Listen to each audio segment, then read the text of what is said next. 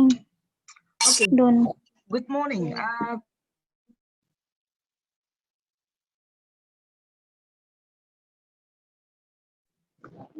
Good morning, everyone. Basarnas colleagues from Basarnas, could you please kindly mute all the participants, yeah? Good morning, everyone. Assalamualaikum warahmatullahi wabarakatuh. Selamat pagi, salam sejahtera. Pagi. We are going to start our webinar. This is the first SAR cluster webinar. In 2014, the government of Indonesia is creating what we call the national clusters, and one of the cluster is SAR cluster, Search and Rescue Cluster. This event is actually one of the series of the World Humanitarian Day. So we are having this event as a commemoration of those who are passed away during Iraq Baghdad bombing. For today, we are going to have the opening remarks from the Air Marshal TNI Bagus Puruhito, the head of Basarnas Indonesia, and then Victoria Sais Omenaka, the head of OCHA Indonesia ASEAN Liaison Office.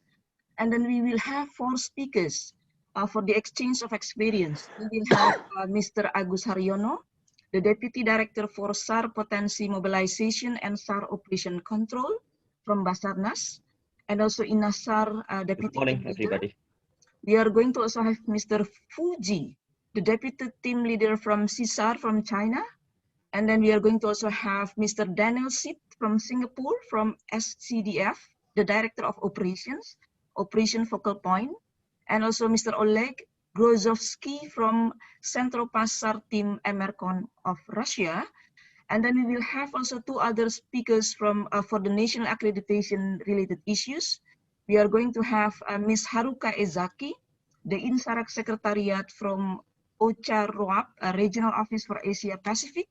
And then we will have Wahyudi El Putra from Basarnas, the INSARAG and WG member. My name is Titi Muktiasi from OCHA Indonesia. To remind you all, we are going to have the simultaneous translation. You see on the screen at the bottom bar, the interpretation feature. You just click that feature and then you will have the translation, either in English or in Bahasa Indonesia. We are also having the sign language translator. So during the whole presentation, you are going to see 2 people helping us with sign language translator. And then for question and answer, we are going to compile your questions on the chat. So please put your questions on chat, and I will be trying to compile and look which we can do during the discussion, or then we will continue after the discussion using the email. In addition to that, we are also having, because we do receive the request whether there will be e-certificate. Our colleague Rifki from OCHA Indonesia is going to share with you in chat the link for you who need the e-certificate. That e-certificate will then be sent to you by email for the latest tomorrow afternoon.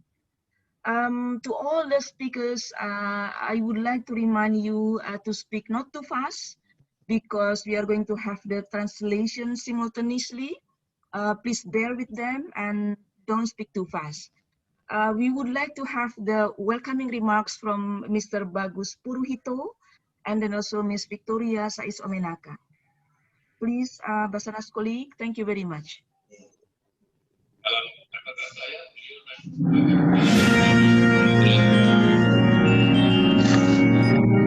Honorable Ms. Victoria Sais Omenaka, the head of the UN OCHA Indonesia, the Honorable Ms. Haruka Ezaki, UN Asia Pacific Focal Point of OCHA Regional, Honorable keynote speakers from Singapore, China, and Russia, Honorable Mrs. Titi Muktijasi as our moderator from OCHA Indonesia, distinguished participants, Assalamualaikum warahmatullahi wabarakatuh.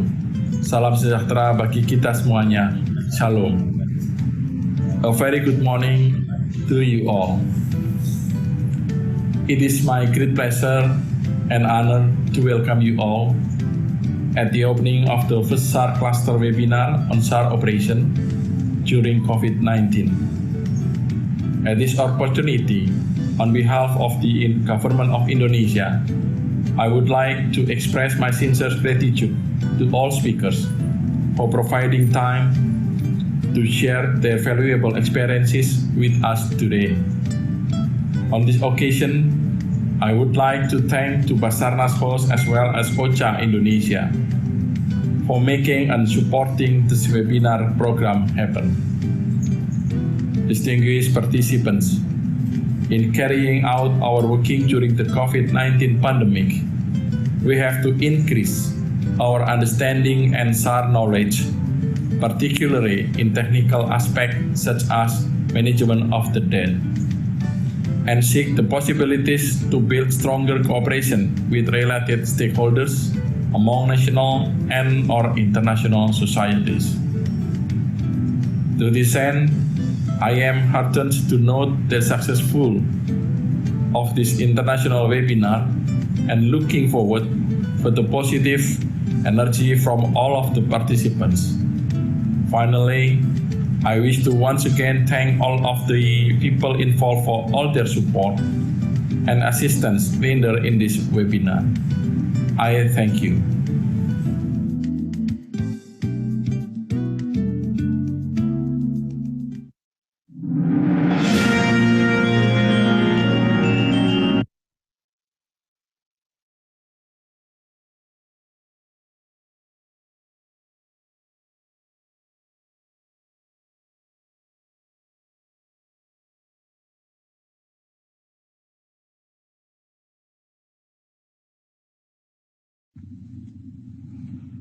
Selamat pagi, Assalamualaikum, good morning to you all.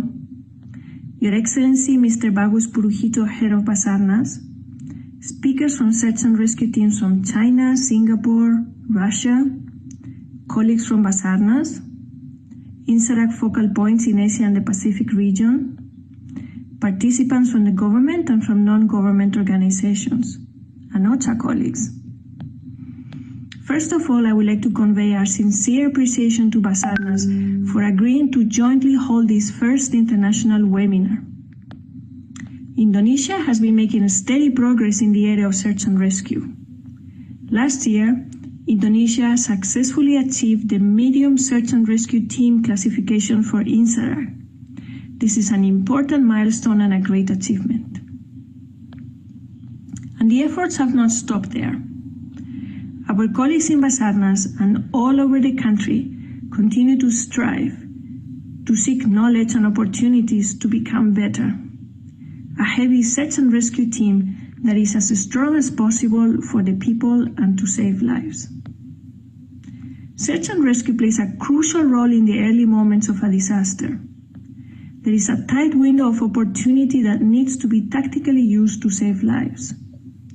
Collaboration, technical competence, and humanitarian drive are key.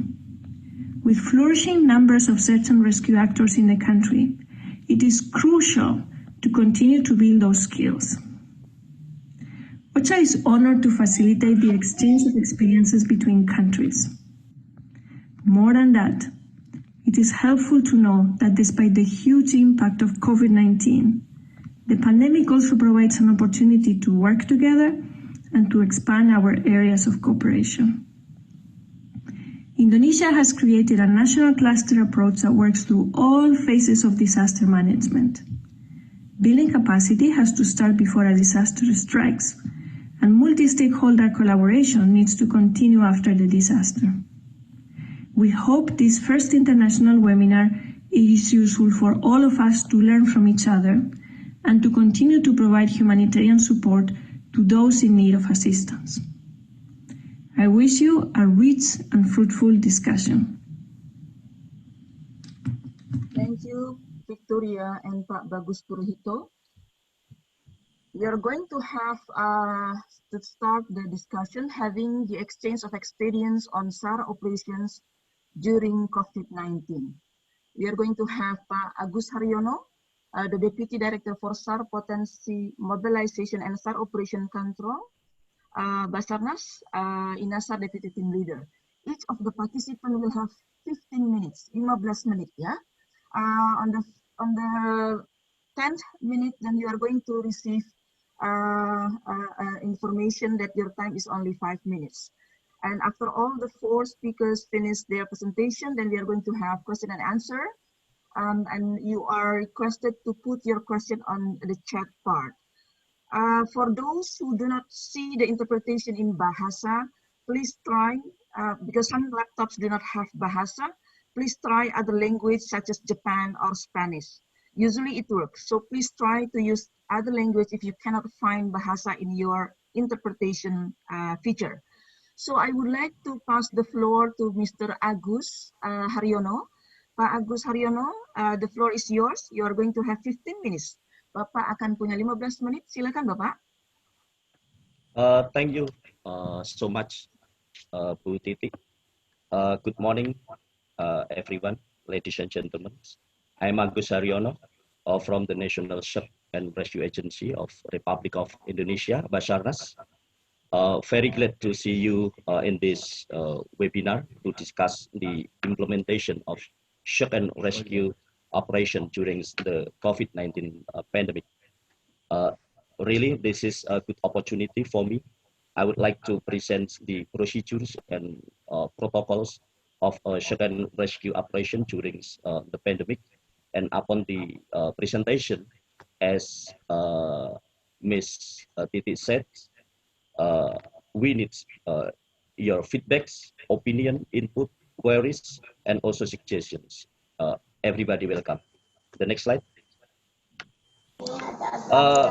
Before come up with for the discussion, I'll let you know the scope of search and rescue operation conducted by Basarnas comply to the national law number 29 year 2014 on search and rescue.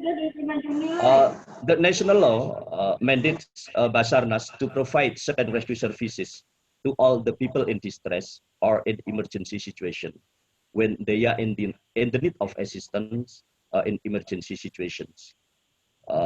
So because their life in danger, therefore Basarnas will be there. The scope of search and rescue operations served by Basarnas includes maritime and aeronautical accidents when the person on boards are in imminent dangers, in distress situations, because the ship or aircraft crash happens, and they need immediate rescue, such as when the ship or aircraft lost contact in fire, sinking in the sea, capsize, or got engine trouble, and whatsoever. As long as the person on board in emergency situations, Basarnas and other rescue teams will come for rescue. And then our service also includes the accident with special rescue effort, like road or railway accidents, when the person on board is being trapped in the car or in the train, and a special rescue with special equipment needed. And we also assist and help the National Board for Disaster Management, BNPB, or local Board for Management, Emergency Management, BPBD, in disaster, especially in the emergency response space. Basarnas and other rescue teams will come for real-time emergency response to save the people affected from the disaster, such as tsunami, floods, and the earthquakes, volcano eruptions, and so on. So we are, Basarnas and other rescue teams will help BNPB and BPBD in emergency response base, especially doing search and rescue. How to search the survivors and the rubbles, taking out the person from the collapsed buildings and evacuating the person to the safe place for the medical treatments. And then besides, we also Sir, for other life-threatening conditions, when the people is drowned in the river or in the beach, the mountain climbers lost in the mountains or jungle, or someone's fall and trapped in the confined space, like in a well or cave. Briefly, all the emergency situation other than caused by criminals will go to the Basarnas responsibility to respond. So it is very clear that Basarnas and other rescue team have a significant role, have significant jobs to save other life. Next slide. Next slide, please. The basic principle of doing search and rescue mission is safety. So we must make sure that everybody engaged, involved in a search and rescue is safe. So safe for the rescue team, safe for the survivors or victims, and safe for the people around the workplace. So talking about the COVID-19, definitely special precaution must be taken, must be implemented, for the virus is very dangerous, very infectious, and easy transmitted from an infected person to another through the liquid droplets sprayed when he is coughing or sneezing. You know, when you are doing an outdoor activity like doing search and rescue operation, you join a rescue team. Anda bergabung dengan tim penyelamat lainnya, Anda akan lebih mungkin berhubungan secara langsung. That might has the virus in his body. So if you are too close, you can breathe in the droplet, and definitely you can be infected at the time. Therefore, special precaution must be followed by the rescuers anytime they are doing search and rescue missions. Since you are vulnerable to being exposed to the COVID-19, you have to adapt and follow the local health protocols established by the national task force or local government. Be aware of being infected by the virus while working, because you may contact with the survivors or victim, you may contact with the people around you in the worksite, the SAR equipments and vehicles, and also your team members as well. So you must be careful about all the people around you. And then make sure that the COVID-19 transmission must be prevented with the proper and appropriate actions when you are doing search and rescue missions by following a standard operating procedure of search and rescue operations. The next slide. And now let's have a brief look at the COVID-19 data in Indonesia, and also the number of search and rescue operations conducted by Basarnas during the pandemic. As of 13 September, the government of Republic of Indonesia, the task force, national task force, has reported that more than 200,000 people are confirmed with COVID-19. There have been more than 8,000 dead, and also 155,000 more patients have recovered from the disease. So during the COVID pandemic, of course, Basarnas not quit, not stop of doing search and rescue operation, because saving life is a must. So during the COVID pandemics, Basarnas has conducted many operations, more than 1,400 search and rescue operations for all kinds of emergency situation conducted by Basarnas, and many people has been already saved by Basarnas and other rescue team. The next slide. Yes, and let you know briefly about our SOP when we are doing search and rescue. This is the organization, operational organization of search and rescue operation. So we have SAR coordinator, goes to the head of Basarnas, and then the search and rescue coordinator will appoint and assign the chief of SAR office to be SAR mission coordinator. The SAR mission coordinator is the central figure to conduct this operation. So if needed, he is also assisted by SAR coordination assistants in the providing, in the supplying of search and rescue assets, and then the personnel, manpower, and also other assistance needed by SMC. Besides that, SMC also assisted by SMC staff to handle the jobs in making operation plans, including searching and also rescue plans, and also administration and logistics, communications networks. It's also very important when we are doing search and rescue, and also search and rescue intelligence. Search and rescue intelligence is very important to gather all the information needed to make search and rescue plans for doing missions. And then also the role of public relations is very important to disseminate, to inform the operation to the publics, to the other stakeholders needs the information. And then also submission coordinator also assisted by on-scene coordinator. So on-scene coordinator can be everybody with good communication and navigation devices.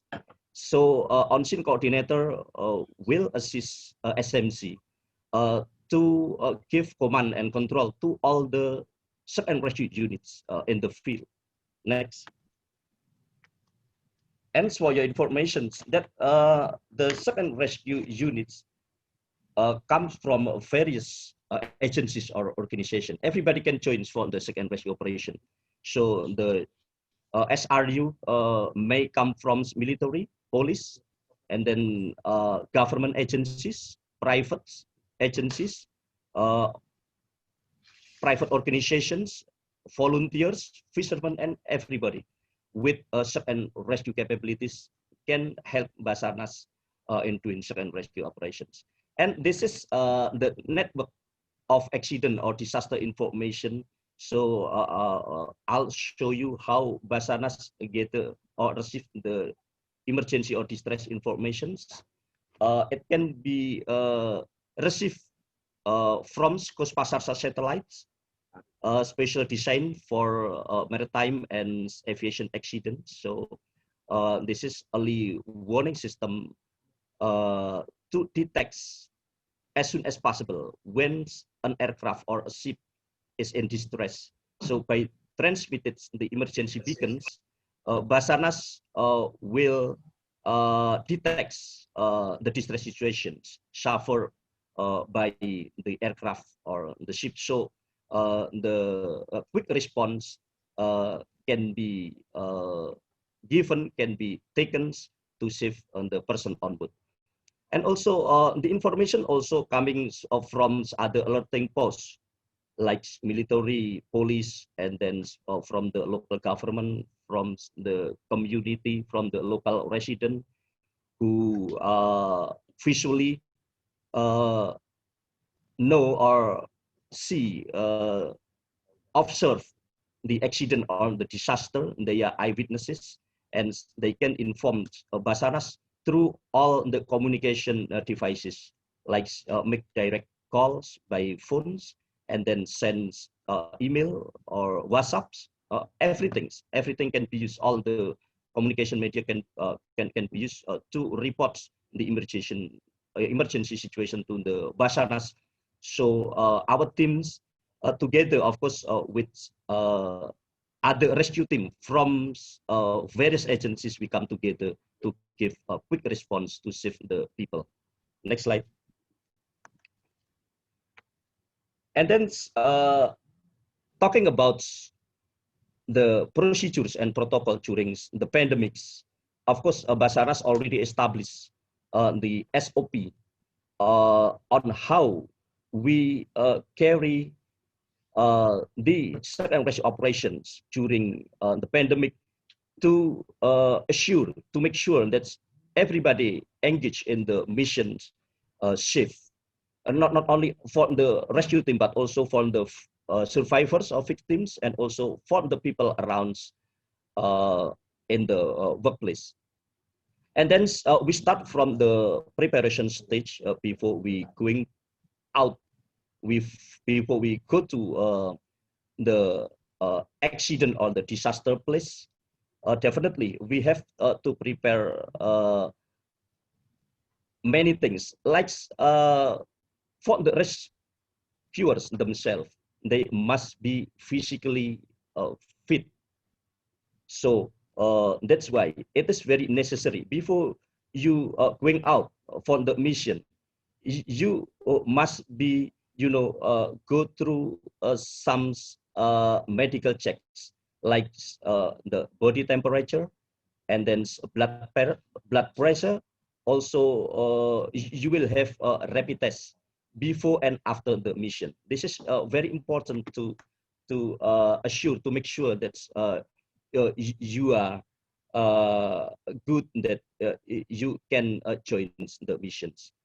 And then also one thing, because we are in the dangerous situation, in the dangerous outbreak, this pandemic. So the rescue team must, must have medical team in the team. So don't forget to take the medical team go with you, and then to make sure that the survivors or the victims treatment will be safe for you, because medical teams, they are well-trained people who knows how to prevent and protect yourself, protects everybody around from the COVID transmissions.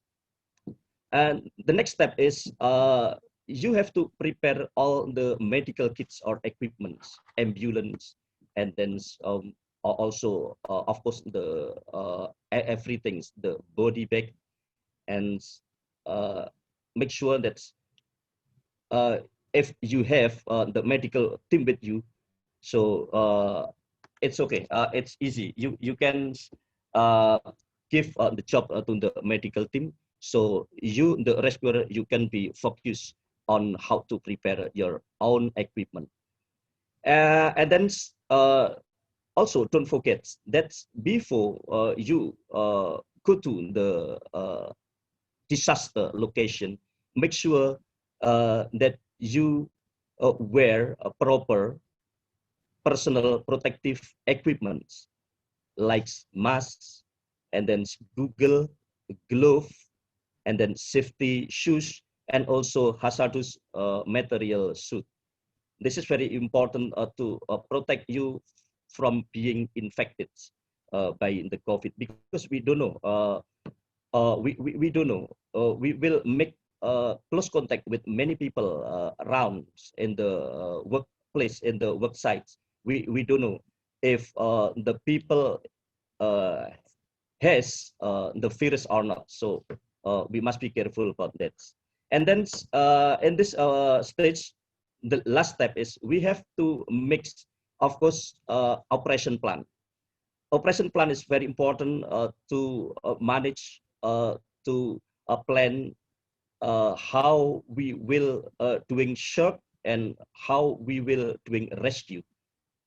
This is very important. So you must define, you must determine the search area, and then the action must be taken when you find the patients, the victims, and then how to transport, and also the medical unit or hospital must be available, must be prepared if you already find the victim.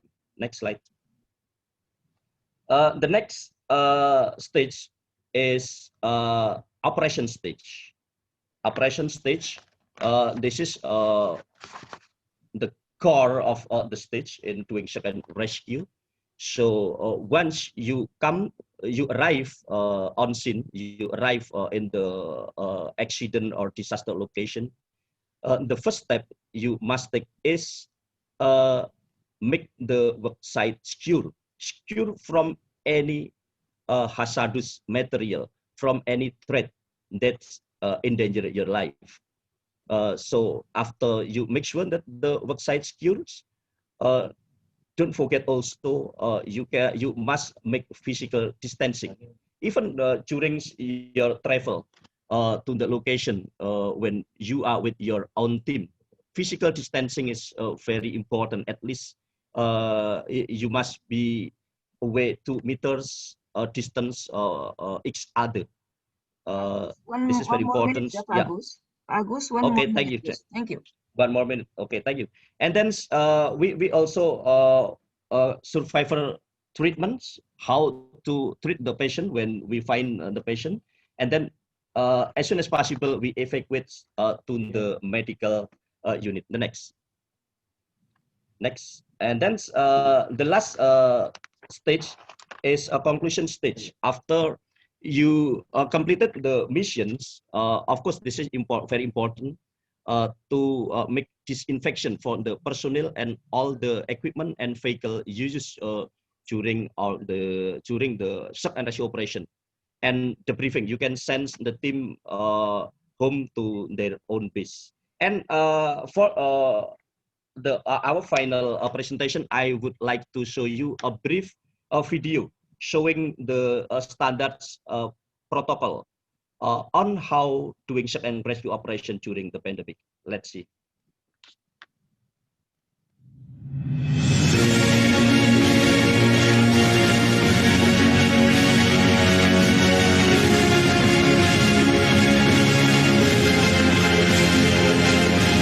Evacuation for drowning victim.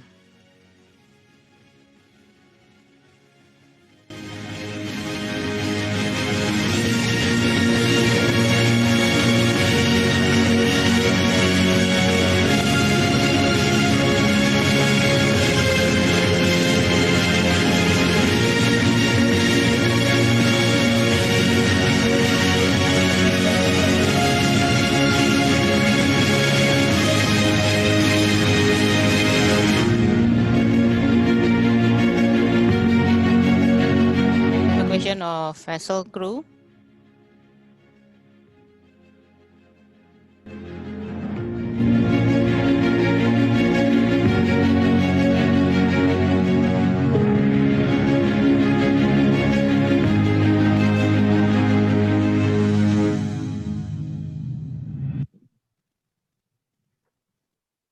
Thank you, Pak Agus. Thank you very much, Pak Agus Haryono. Thanks for watching, everybody. Thank you. Thank you. Thank you. Stay tuned. Thank you, Bu Titi. Thank you, Pak Agus. We have 2 questions. Yeah, thank you. We have 2 questions. One from Pak Muhammad Ashikin and then one from Mr. Daniel C. We are going to just keep it until the end of the 4 presentation. I would like to invite Mr. Fuji, the deputy team leader from China SAR, to present and then explain and exchange your experience. Please, Mr. Fuji, the floor is yours. Yes, I can hear you. Yes. You will have 15 minutes. Thank you. Okay. So please pop up my presentation. Iya, rekan-rekan Basarnas, please open presentation from Mr. Fuji.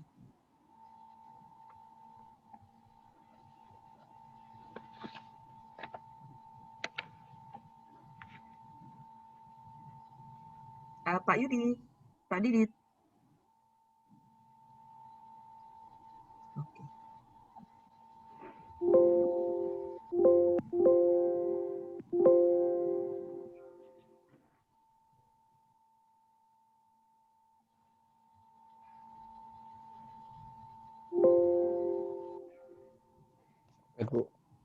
I think we have some technical issues here. Okay, can you give me the okay, this is it.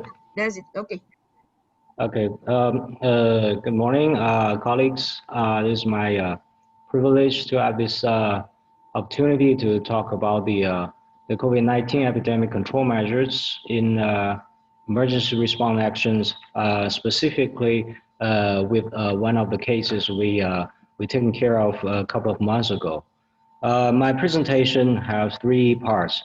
The first, I'm gonna talk a little bit about this accident to give you some background information. And second, the search and rescue operation, specifically how we managed this accident. And the third part is the main part is about the preventative measures of the COVID-19 situation. Okay, next slide, please.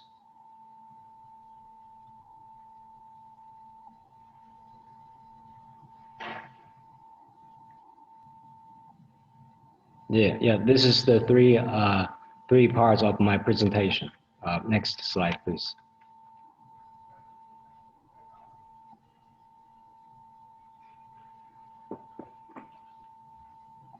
Yes, at around the 1900 hours on March the 7th this year, there's a hotel, a 7-story building in Fujian province, which experienced a building collapse, which trapped 71 people within this hotel. This building in the picture is a building of 7 stories. 7 stories. The first 3 stories, the ground level and the 2 and 3rd stories are a combined facility of the a automobile workshop and the food massage as well as the restaurant. And the 4 to 7 stories is this hotel. So after this accident occurred, there are 71 people trapped inside, with 58 of the people of the guests of the hotel, 16 staff, and another 6 workers from the auto workshop. About this hotel, it is a quarantine facility for the COVID-19 because all the 58 people, they all traveled from the COVID-19 high-risk areas, and they are currently under a observation of the CDC, the local CDC. So these guys, they may have contact with COVID-19 victims, so they are probably infected with the COVID-19. So we don't know. So that's the risk. Next slide, please.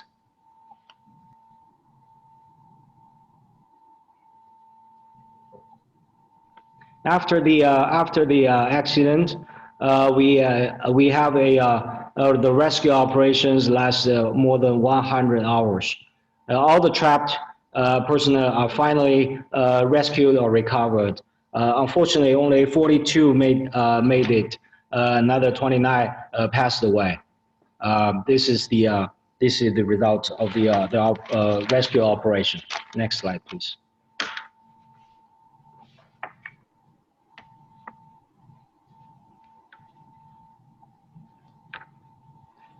Because the characteristics of this accident, the central leadership and the State Council attach great importance to this issue, and also the emergency management, the Ministry of Emergency Management, and also the commissioners of the fire force all pay close attention in the rescue operations. Next slide, please.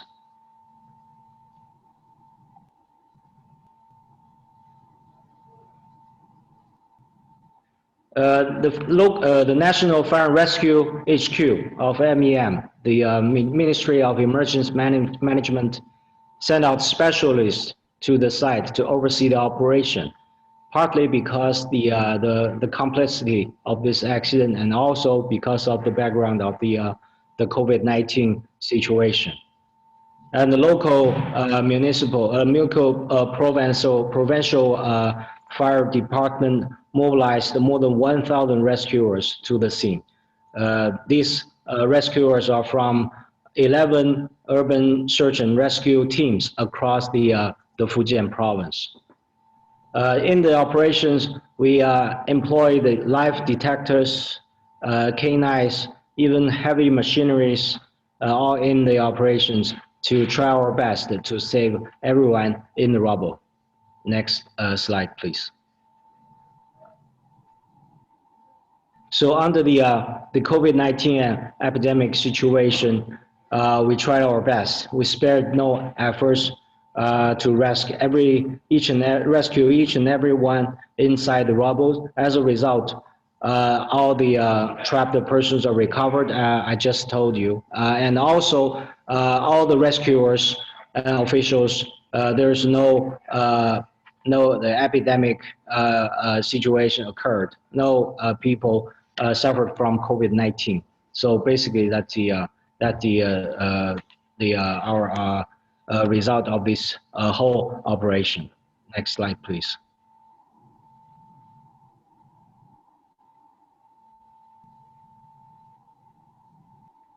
So having said that, the preventative measures of COVID-19 become a very important issue during the operation. So next, I'm gonna talk about these measures from 7 points. The first is that we mobilize sufficient epidemic prevention supplies. You know, this is supplies very hard to come by during the epidemic, during the epic moment of the COVID-19. Which is very difficult. But we, the local government, have the resources to this as a priority of this accident. So as a result, we have more than 2,000 sets of medical clothing, more than 20,000 masks, more than 1,000 pairs of goggles, more than 6,000 pairs of protective gloves, and also 2.7 tons of disinfectant. We also have the public decontamination stations and also personal decontamination tent and the spraying equipment, which is very crucial to make sure everyone is safe in the rubble. Next slide, please. So with that equipment in hand, we have also sectorized the work site. The sectorization is different from the INSURAC system. This time, we use the effective measures to allocate different zones in the work site to make sure that we are epidemically we can do the decontamination work right. So the operation zone. So the operation zone is the actual work site of the scene. Within this area, each spot, we have less than 10 rescuers work at the same time, each with the personal PPE, the masks and the gloves and everything, and they also be checked and registered. This is the operational. This is the inner circle, and around outside the operation zone, this is the quarantine zone. Within this area, we have the contaminated and decontaminated, semi-contaminated area, and also clean area. No other persons or vehicles allowed in this area, and we set up the decontamination set, and also we check everyone's temperature regularly to make sure that everyone is safe. So outside the quarantine zone, we set up a security zone, which is pretty much for the command post and senior local senior staff to oversee the operation, which is 30 meters outside the quarantine zone. The local police is in charge of the management, make sure that there is no gathering of people and only officials and the rescuers only. That's the security zone. And outside the security zone, we just set up the outer perimeter to just access controls of the main road lead to the scene. Only authorized the vehicles and the personnel only. So this is pretty much the 4 zones we set up to maintain the order of the scene and also to control the people and make sure that the COVID-19 become no problem to us. Next slide, please.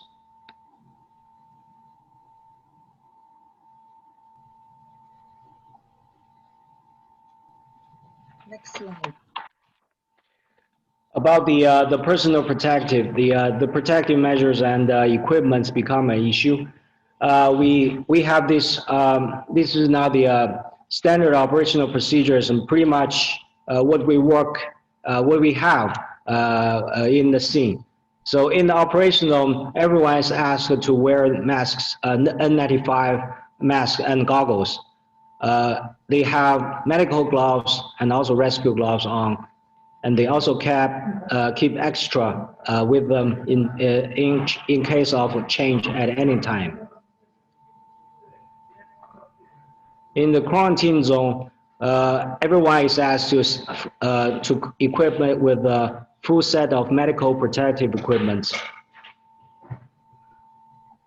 because this is also in the close proximity with the people with COVID-19 risks. Within the security zone and outer perimeter it's just not very crucial. Everyone in this area is asked to wear their mask and also keep at least 2 meters from each other to maintain social distancing.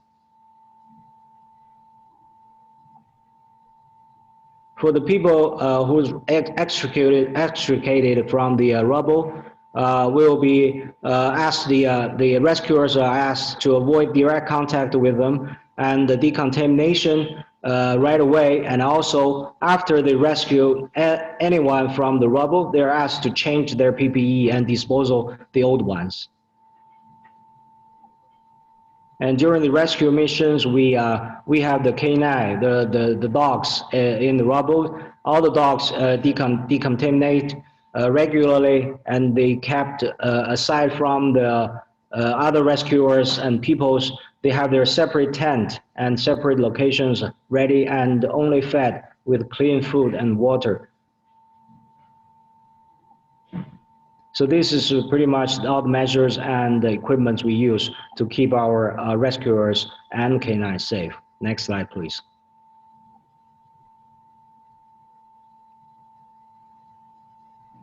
Okay, about the information sharing. This is actually a very important issue because the local CDC has all the records of the people within the quarantine. And also they have a frequent update of their test results. So when we work closely with medical staffs and local CDC officials. This is basically what we do during the operation. First, we set up coordination and information sharing mechanism. This is not a standard procedure, but after the COVID-19, this has become our standard operational procedure for us, which is very effective for us to have the information of the people who's in close contact with the COVID-19 or who has been traveled to the high-risk areas. And second, because the 58 people in the hotel, they are in the quarantine, they have their records and their test results. So we have that in hand, and we can allocate it each and every person within the facility. And the third, with the help of the local CDC and medical staff, we located each and every person within the hotel. And the fourth, we have their nucleic acid test results and make sure they're all negative. This is very good supporting material. However, it's not 100% sure, but we keep that results and we can work from there. And last, that we strengthen our personal protective measures, and also we prepare for the response of any COVID-19 cases happened. So working with CDC and medical staff become a very important and successful issue from the Chinese side. And now we are working more steadily and closely with them. Next slide, please.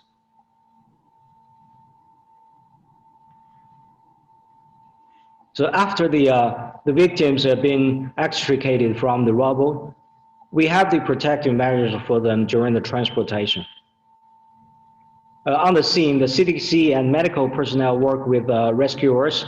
I just mentioned. When a live victim extricated, they will be put on masks and do the medical spray, the decontamination work on the scene, and transport to designated hotels. To hospitals. If there's the disease victim been extricated, they will be confirmed by the medical staff, and also they have their own designated personnel and vehicles to transport the dead body to the certain locations, and there will be the decontamination afterwards to make sure that everyone in close contact are okay, and also it's been disposed of in a right manner. Next slide, please.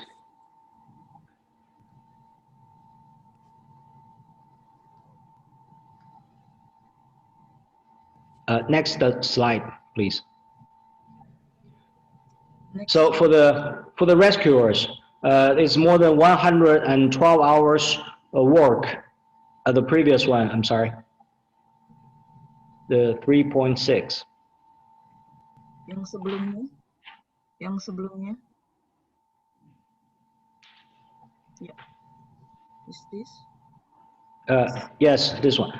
So for all the rescuers, there's more than 110 hours work. So they set up the base camp in a close proximity with the scene to make sure that everyone get some rest, and also we can have all the functional compartments in there to command and control all the operations. So for the base camp management, first we set up a different functional area of command communication, catering rest, equipment, and the medical treatment to make sure that the people, the minimum people transporting or communicating within the camp, to make sure that people are all relatively separated to lower the risks of communicating. The second, that we set up the single point of entry at the entrance of the camp to do the thermal screening and the decontamination decom measures for both personnel and equipment. And the third, we arrange shift manifest, and we keep close records of everyone's activity, track everyone to make sure that it's on the record. And fourth, we do the decom every day and keep a close record of the decom operations. And the fifth, we have a independent area for the rescued survivors before they transporting to the hotels. Make sure that they will not in contact with other rescuers or officials. And the last but not the least, we have designated staff to monitor everyone's temperature and their physical conditions, even mentally, check frequently to make sure everyone's okay during the operation. Next slide, please. So after the operation, which is a big one, we have the full decontamination work for all the rescuers, vehicles, and equipment. And all the people in the operation are kept quarantined for 14 days, and they do the nucleic acid test within 2 days upon return. And during the quarantine, another 2 rounds of nucleic acid test. Make sure that everyone is negative as a result. So pretty much this is what we do with the Fujian rescue case, and what I want to share with all my colleagues during this webinar. Again, thank you very much. If you have any questions, please, after all the speakers' presentation, you can ask, and I'm very happy to answer them. Thank you very much. Thank you, Mr. Fuji. I think because there are a number of questions, I would like to take my liberty to pose the question right now for Pak Agus Haryono and you, Mr. Fuji, if you don't mind, and then we will continue with the two others with more question later. So I would like No to show problem. you, yeah. So I would like to show you several questions. The first one is to Pak Agus Haryono. Pak Agus, there are four Yes. questions. Ini adalah pertanyaan. This is the questions, and would you These are the questions. yeah. The first one, what is the mechanism on using the canine in search and rescue during pandemic? And then about rapid test, how soon the rapid test? And then the third one is it a must for SAR operation to use health protocol? And then the last one for Pak Agus is with the PPE, particularly the hazmat, is it really needed? And then in operations in the water, body rafting, and what is the tolerance? Okay, Pak Agus, the floor is yours to reply to this question. Okay. Thank you for the questions. The first question is about the mechanism of how the inclusions, the involvement of the canines or other rescue animals in a search and rescue operation.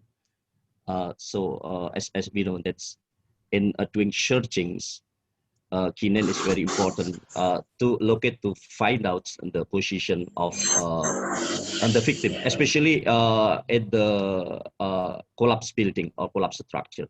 So the role of canine is very important. But in this pandemic situations, because we must make sure that all the people, all the animal, and all the facilities used in this operation must be clear, must be free from COVID-19. So before joining the search and rescue operations, canine must be physically checked by the doctor to make sure that the canine is not the canine not contains the virus in its body. So the mechanism, of course, definitely goes to the doctor, how to make sure that the canine is clear from the COVID-19. That's why before joining the second rescue operations, I suggest you to bring with you the statement letter or other evidence that your canine is free from the COVID-19. Of course, the statement must come from the doctor, and you can show to the submission coordinator or other rescue teams in the work sites. And after all is clear and the SMC sure that your canines is healthy, it's okay. Of course, your canines will be allowed to join the operation. So again, bring with you the statement that your canine is free from COVID-19. And that's the next questions about the rapid test. Yes, actually rapid test is a must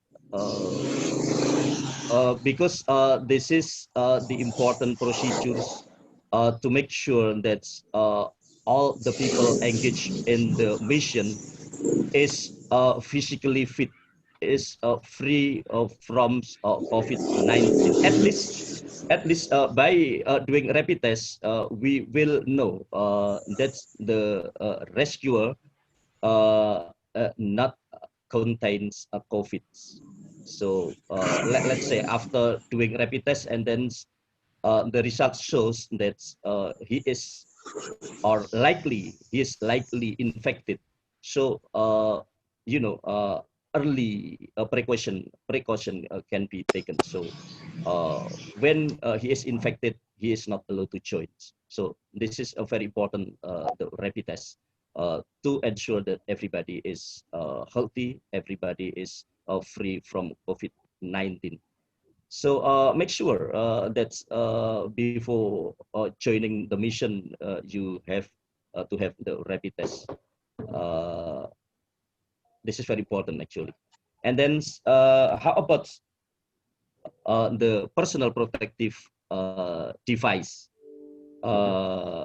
especially hazardous material suits or clothes. Yes, of course.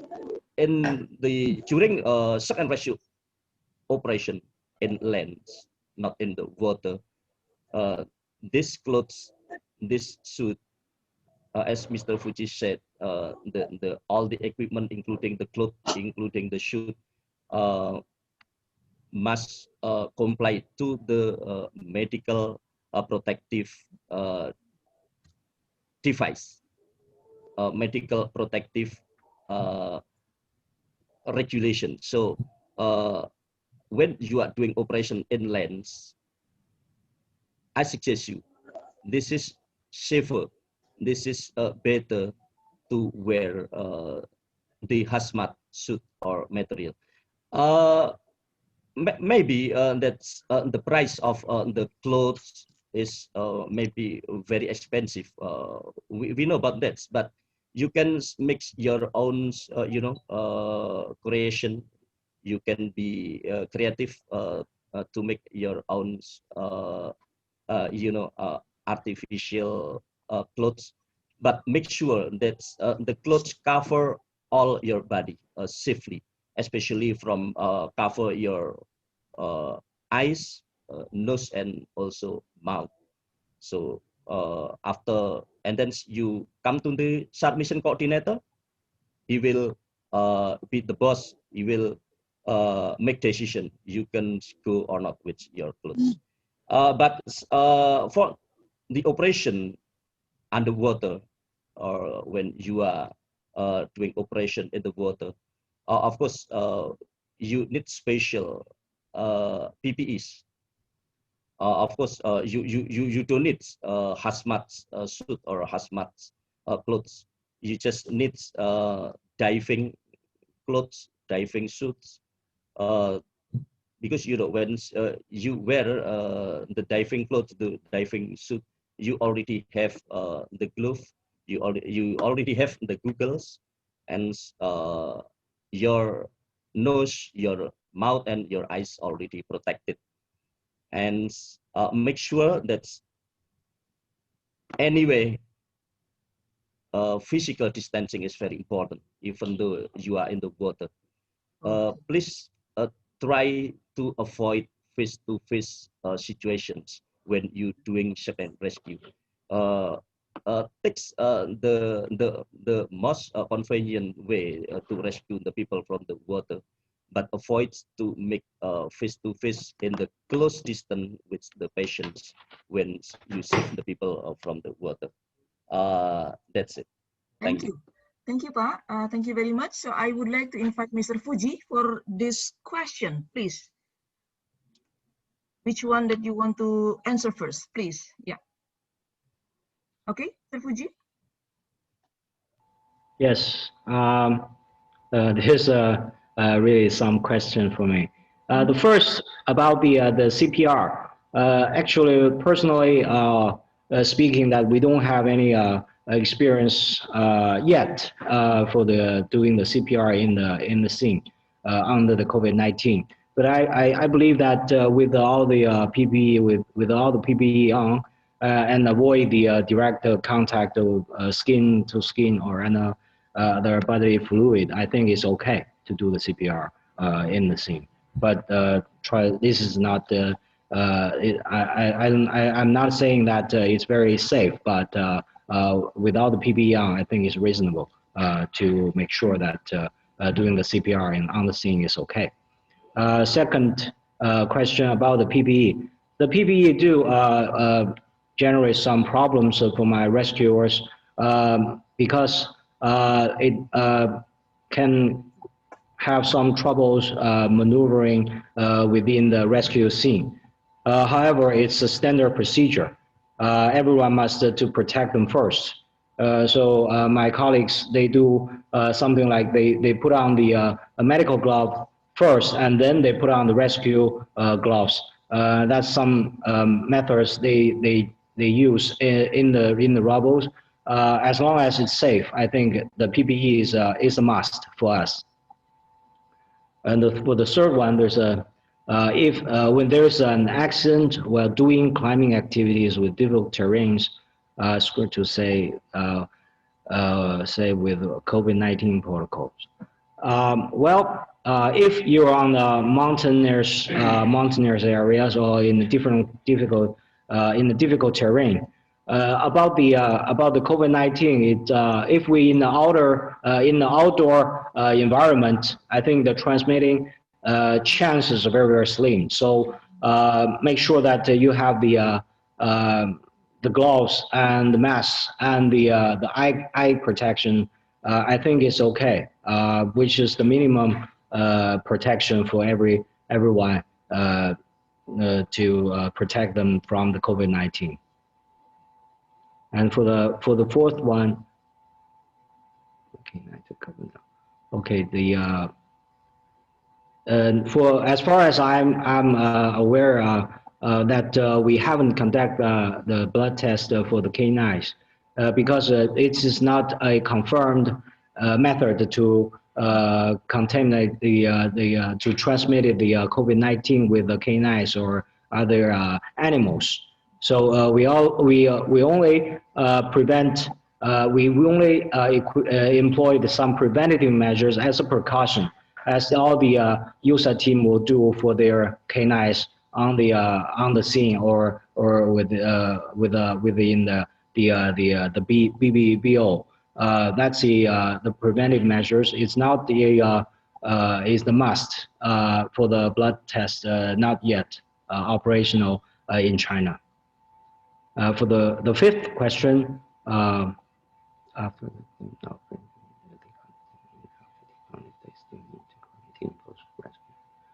I think the more decontamination, the more safer or the more confident with their kind of physical condition. So my colleagues in the scene, they're asked to do as many as the decontamination works as possible on the scene, after and before the BO and after the BO. That's all the procedures we have. It's like 3 or 4 times of decontaminations. I think it's a procedure. It's a procedure. And for the last question, the pop-up information will block the last question. Yes.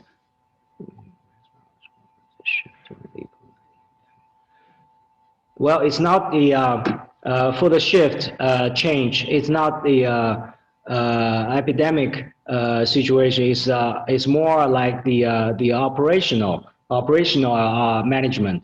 So during the operations, we have if we have enough manpower, we will do 6 to 8 hours different in terms of the complexity of the mission, but only 6 to 8 because our rescuers are under tremendous pressure and physical demanding in the rubble. So we keep them as frequently as changed as possible to make sure they're rehabilitated and they're in good shape to conduct their work. That's not, again, it's not a COVID-19 situation. It's pretty much the operational concern for us. I'm not sure that if I answered all the questions, but I really tried my best. If there's anything more, please do the follow-up. Thank you very much. Thank you, Pak Agus Haryono and Mr. Fuji. Now the third speaker will be Mr. Daniel Seed from SCDF, the Director of Operations. Please, the floor is yours, Mr. Seed.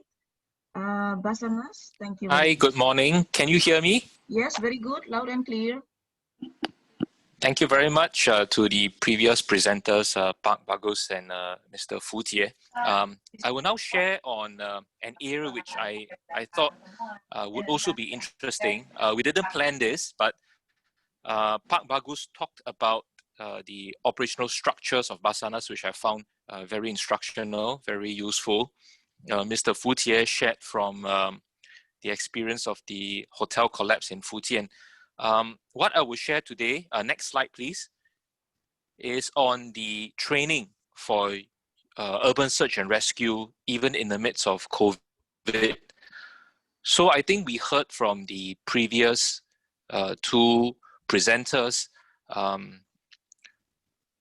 USAR operations must take place whether or not there is COVID, so long as the services for USAR is required. So in Singapore's context, we do conduct USAR training for our rescue personnel on a regular basis. So when COVID came to Singapore, an immediate concern for the SCDF was how do we restructure training to make sure that we can still allow it to take place reasonably, even while taking COVID precautions in mind. Next slide. Next slide, please.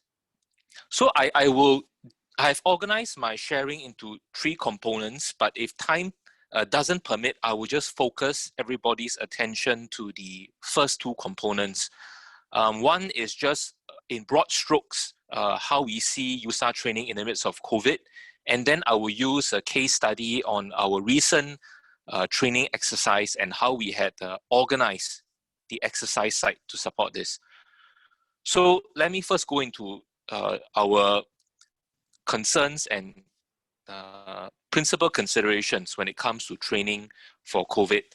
So in the SCDF, we have what we call rescue battalions, and each rescue battalion is made up of more than 350 reservist personnel, meaning they do not serve in the SCDF full-time, but once a year for a maximum of 14 to up to 40 days, they come back for reservist training, and we train them in terms of urban search and rescue response scenarios. So we have 2 years ago restructured the rescue battalions to become rescue units of slightly lesser people, just over 200. But you can imagine in a COVID situation, it is still a lot of people to manage on site. And from Mr. Fu Tie's presentation earlier, we saw that there were up to 1,000 rescuers and service personnel at the scene of the hotel collapse. So managing sheer numbers of people like this does provide a risk of transmission, and that has to be managed. So what I'm going to talk about is the SCDF's national accreditation process for our rescue battalions or rescue units. And the next few slides, I will actually show you how we had organized the exercise site, and it's for sharing, and I'll be happy to hear your views and thoughts about this.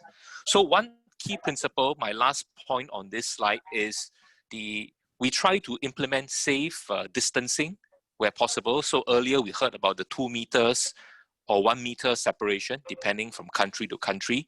But where safe distancing is not possible, then how do we institute what we call safe management processes, meaning masks must be on all the time, what kind of other precautions that can be taken. Next slide, please.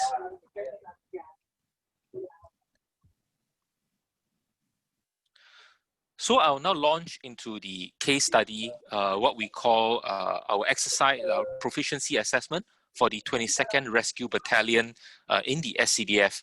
We did this exercise on near the end of August at the Home Team Tactical Center for our colleagues from the region, and also Inserang. If you had visited the SCDF, we might have taken you on a site visit to the HTTC.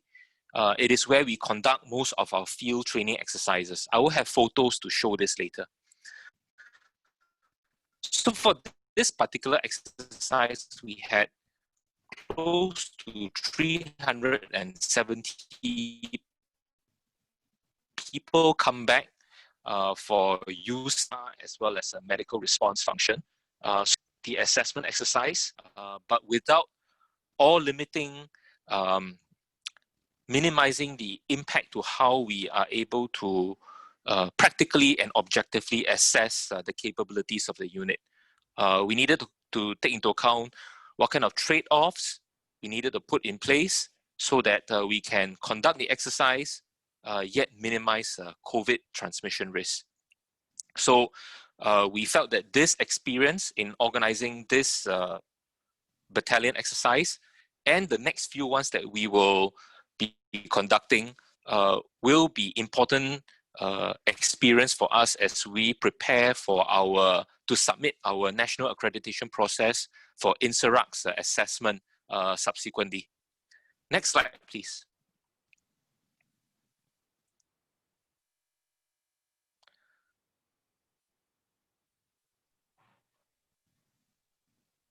There is a lag on my side. I'm not sure if you are okay. So this slide, I attempt to very quickly capture what are the similarities and differences after we reorganize the exercise. So in terms of similarities, the aims and objectives remain largely the same. It is a scenario based on USAR environment, comprising collapse buildings, track casualties, complex rescue scenarios, leading up to medical treatment of the casualties. And of course, we use itemized checklists so that the controllers can objectively assess whether the necessary skills competencies have been met. But what were the differences that we did for this exercise? Previously, we used to conduct up to 12 hours of exercise, meaning we stretched the entire unit over 12 hours of scenarios to see the full range of their capabilities. But because of COVID and because we wanted to address the participants' concerns about the risk of transmission, noting very importantly that their day job is not in the SCDF. They may be in banking, they may be in transport, they may be selling food. But when they come back to the SCDF, how did we make safe the training for them? This was an important factor. So we needed to help them feel assured. And one of the measures involved reducing the duration of the exercise from 12 hours to 8 hours, and also reducing the number of casualties. We actually diluted the intensity of the exercise, but we made sure that for each scenario, we were still able to objectively measure the capabilities and skills. So in the next few slides, you will be able to see how we broke down the exercise area, in this case, into 8 independent rescue sites, half of an additional 4 first aid points for us to see the medical rescue component. We made a deliberate decision that we will not mix the rescuers, and after a rescuer has been deployed off-site, meaning they have done their work and they have been brought back to the rehab area for rest, we will not deploy them back to the front again. And where possible, it is always mask on for all participants during the exercise. Next slide, please.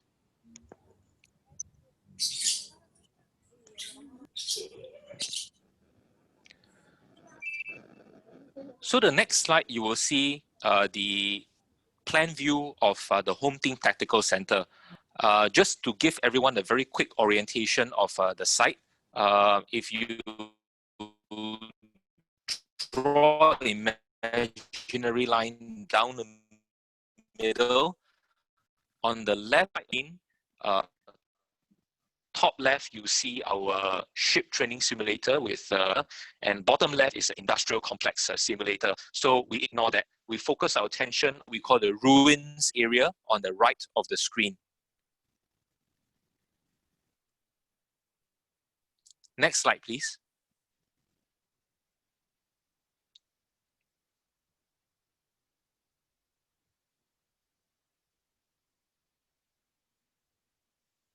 Can we have the next slide? Next one, Pak Harto. Berikutnya. Well, okay. So this slide shows. This is correct. This 7 is correct. So can we go one slide back, please? Mundur lagi. Mundur lagi.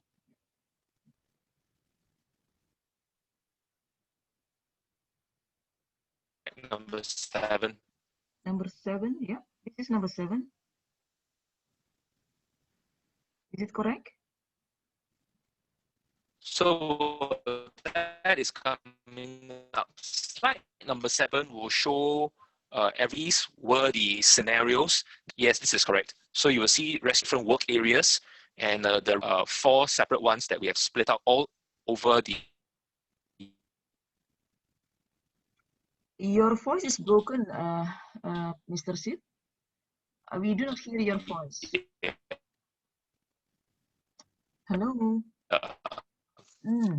The Home Team Tactical Center.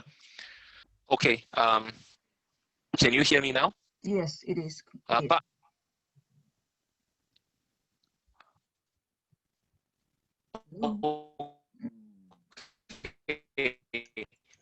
So, as I was explaining, work areas, and each of the boxes represent the various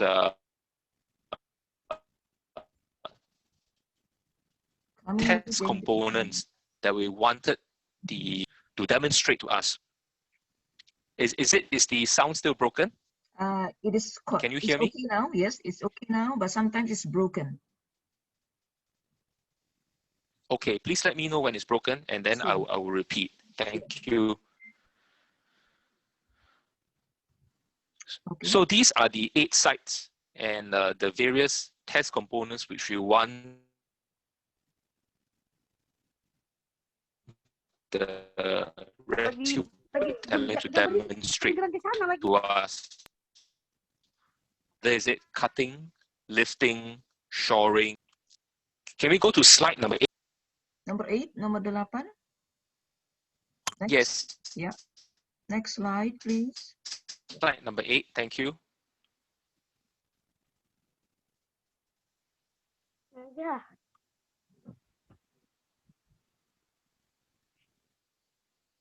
Hello, Mr. Sid. Are you there? Hello. Play. Yes. Okay. Yes.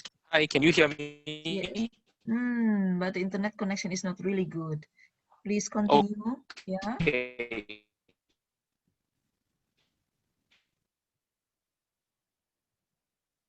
Hello. Hello. It shows the overlay of. Can you hear me? Yeah. Yeah. Can you hear me now? I think I won't use the microphone. Is this better? Yeah, it's better. Okay, so I'll just speak like this. So this slide shows the COVID measures that we put overlaid on site. So earlier I explained that we have 8 specific work sites, and each site. Your phone is broken again. We try to make it a self-contained. We'll see on screen each of the site had its own rehab area. All right. Can you hear me? Yes. Yes. Okay, so each of these sites, it's what we call its own safe management bubble, where we try to make it self-contained so that none of the rescuers need to cross over to any other site. They work within their site, and everything is an ecosystem.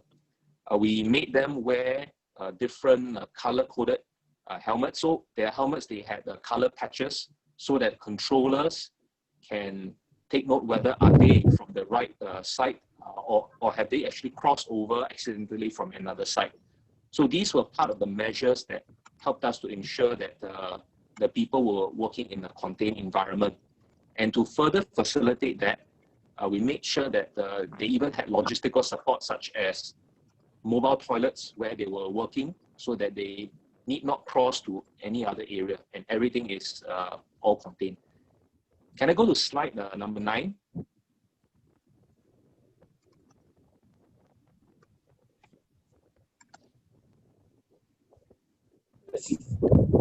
So just to run through the functions of the ground controllers, of course, we earlier heard a lot about the proper personal protective equipment, whether is it the uniform, gloves, surgical masks, and our ground controllers played an important role in ensuring that PPE is always on, and in fact, not just PPE, but the correct type of PPE. So we do have surgical masks, but when cutting operations are taking place, for example, then N95 mask or above would have to be used. So you can see the photo on the bottom right gives a sense of a typical scene at one of the work zones. You see the controller wearing the white vest. You see the rest of the platoon personnel working on scene. You see them wearing their eye goggles. There's color coding on their helmet. They're putting on their mask. And we've also circled one of the officers wearing the armband showing a safe management officer. So within each platoon, we also identify officers to help us ensure that COVID-related preventative measures are enforced within the personnel. So when they are at rest, we make sure that they practice safe distancing and so on and so forth. Next slide, please.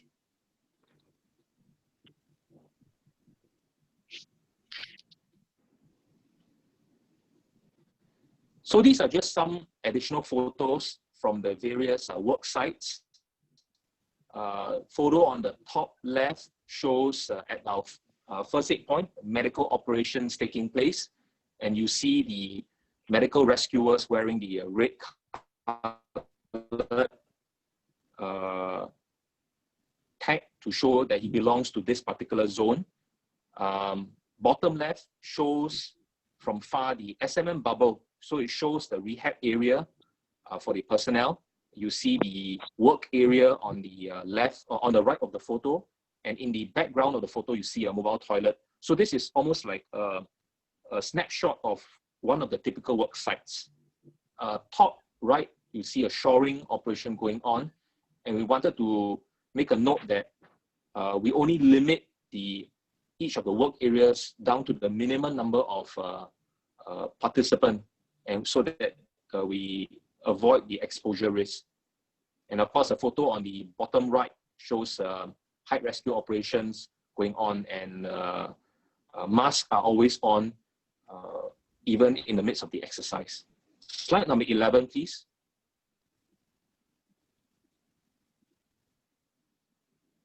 Next slide. So this is the exercise management structure that I wanted to sort of conclude this part of the presentation. The entire exercise has been rescoped to make sure that we time and space the exercise over the 8-hour duration very, very carefully. The controllers play an important role in helping us to make sure that the pace of the scenarios are well managed, so that the personnel are able to feel reasonably stretched during the entire 8-hour duration. Noting that this previously was a 12-hour exercise, but we had condensed it to 8 hours. So scenarios largely remain the same, but the number of casualties have been reduced. So that's why we had to time and space it adequately so that we can stretch for an 8-hour duration. So this is just a structure to show how we had managed that. Next slide. Slide number 12. So this is like a midpoint progress report for everyone who's tuning in. At about 5 hours after we started the exercise at 9 a.m., boxes that are color-coded in green shows the USAR tasks that have been completed. boxes color coded in yellow or amber shows, in white shows the tasks that have not been released by the controllers. So these will then be progressively released to continue occupying the platoons from 2 p.m. all the way to 5 p.m. when the exercise is called to an end. So this gives a sense of the pace and timing at which the various injects are released to test the platoons at site. Slide number 13.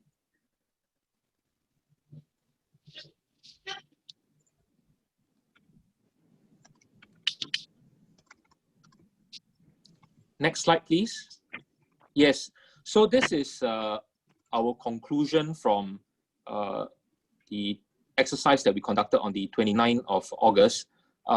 We felt that it was possible to conduct USAR training even in the midst of COVID, but we had to carefully consider what were the trade-offs, including reducing the exercise duration, constraining the scenarios and the flow so that we prevent unnecessary exposure to our participants.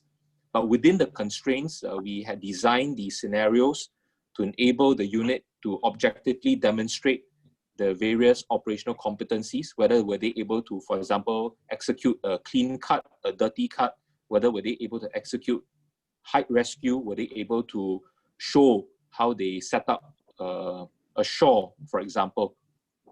So we think that COVID will continue to affect the region from the immediate to the long term. So this experience for 22nd Rescue Battalion is important to help us design future exercises for USAR scenarios. So I started by saying that we place a lot of emphasis on shoring up confidence, because these are not our regulars, and we had to let them feel safe and secure in the midst of conducting the exercise, so that they felt that we had done all we can to make sure that the exercise environment was made as COVID safe as possible. So when they go back to their work and when they talk to their colleagues and friends about it, it sort of reinforces the message that even in a COVID environment, exercises involving large number of people can still take place relatively safely. And I'm also glad to report that to date, there has not been any reports of exercise participants coming down with COVID-19. Ibu Titi, if I have your permission, I'll actually skip the last portion. Okay. Yeah. Okay. The last portion is just 2 slides, just how we have prepared for missions, because most of it I found has been covered in Mr. Fu Jie's presentation earlier about what to do. Okay. Okay, thank you, Mr. Sid. We lost you Thank again. you. Yeah, thank you very much. Thank you very much. Then come the part of Mr. Oleg Grozovsky, the Central SAR team from Emercom of Russia. The floor is yours, Mr. Grozovsky. Hello. Hello. Good morning, everyone. Good morning. Do you hear me? Good morning. Do you hear me? A little bit broken.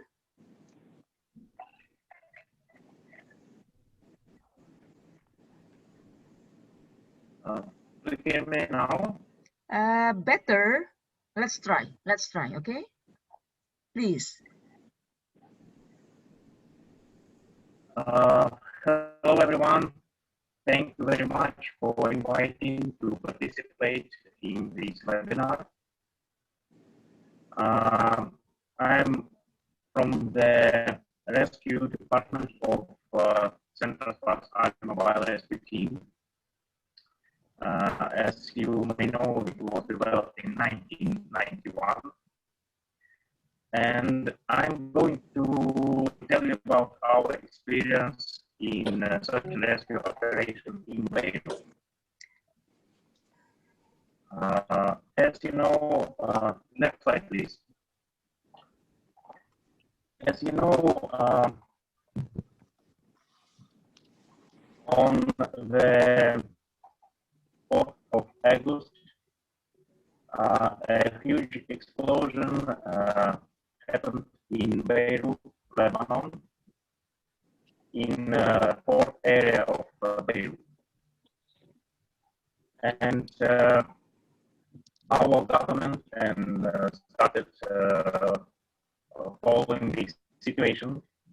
And on the 4th of August, according to bilateral agreement between Russia and Lebanon, our first responders were deployed to help Lebanese society. Mr. Next Grozovsky, slide, please. your voice is not really clear, but we can hear, but they are not really sharp.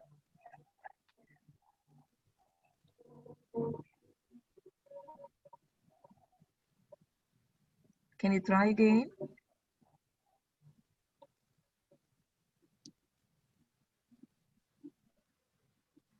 Hello.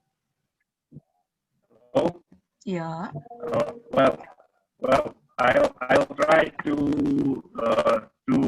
reconnect. Okay. Okay. Yeah.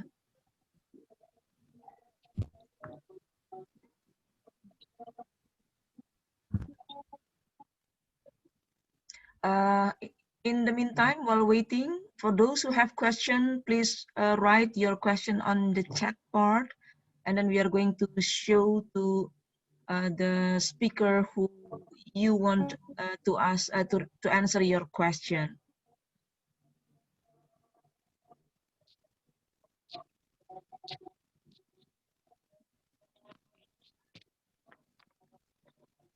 Mr. Grozovsky, are you okay? Can you find a place to start?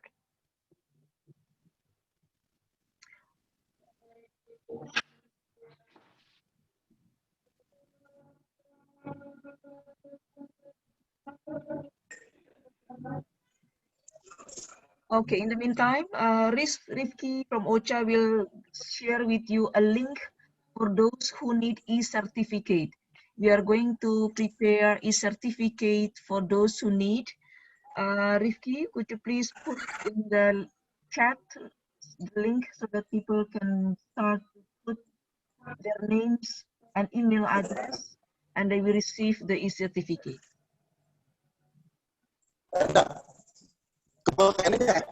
Hello.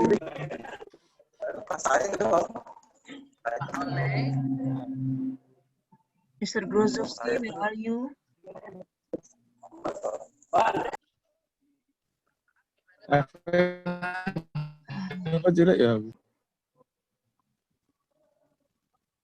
Hello, Mr. Grozovsky. Okay. While waiting, I think we have several questions to Mr. Sid. Mr. Daniel Sid, are you still with us? Yes, I am. Okay, these Can you are hear the me? two questions. Yes, we can. These are the two questions. Would you like to answer the question? The first one is about the PPE. There are several types. Which one is there any certain guideline? And is there any Okay. sanction of not Yes. using it? Please, thank you. Sorry, did you say at the end whether there was a choice of not using the PPE? Yeah, I will just try to show it while waiting for Mr. Grozovsky. This is the question. Two questions. Can you see it? Okay, it looks like different guide about PPE to use during rescue operation. Yes, okay. So we do take our COVID-related guidelines based on prevailing national health guidelines. So in Singapore's context, where we assume this is in Singapore's work environment guidelines, tells us that general surgical mask is good enough. So quite similar to what Mr. Fu Jie had mentioned earlier about how long you work the units before you roster them for rest. It becomes less of a COVID-related issue, but more of an operational issue. What is the most relevant mask protection policy for the work that needs? So in the case of units that, for example, do not deal directly with the dust and the related debris that is generated from cutting or breaking activities, then current policy is that they can still use something like a surgical mask. But if they need to undertake heavy activities, then they will need to be up protected. In this case, either N95 or even industrial grade respiratory protection. So I hope that this explains. We follow prevailing Singapore health guidelines on this. Okay. Is there any sanction for those who do not use PPE during the SAR operation? So because we are a regimental unit, and we will make sure that personnel do wear their PPE before they are deployed. So in a sense, yes, there are internal sanctions for personnel that do not follow the requirements, but we don't think that this will be an issue. Okay. The third one, how do your SAR team deal when there are delays in having a heavy equipment? How to deal with the delay of having heavy equipment during SAR operations in emergency.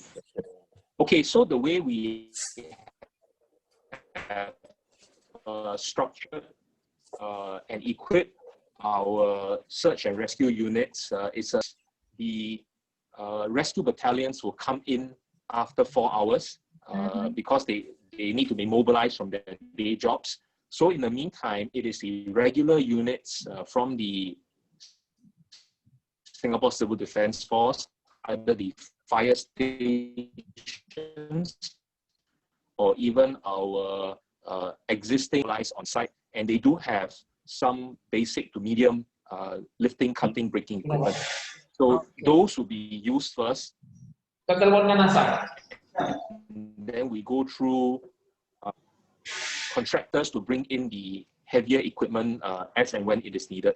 So in terms of time and space, it works for our context. Okay, thank you. Thank you.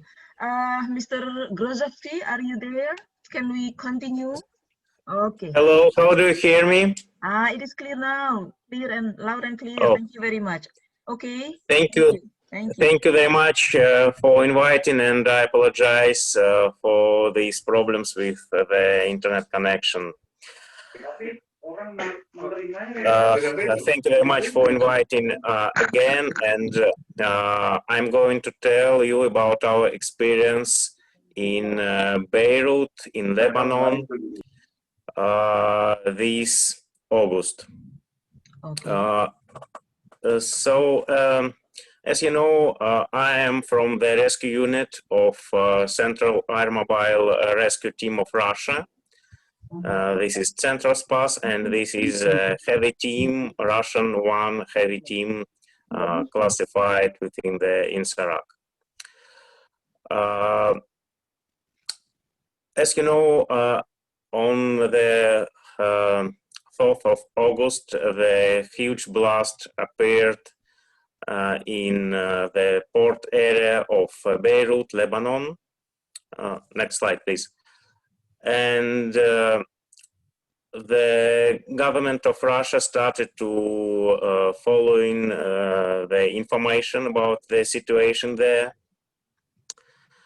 And according to bilateral agreement between Russia and Lebanon, on the 5th of August, our first responders were sent to help Lebanese society. Next slide, please.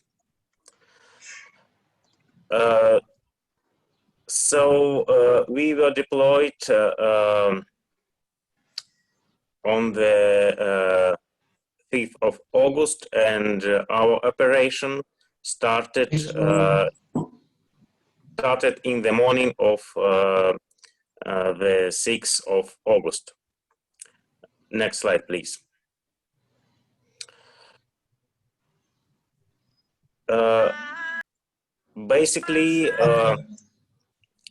Basically, our team consisted of from three operational units. We had search and rescue unit.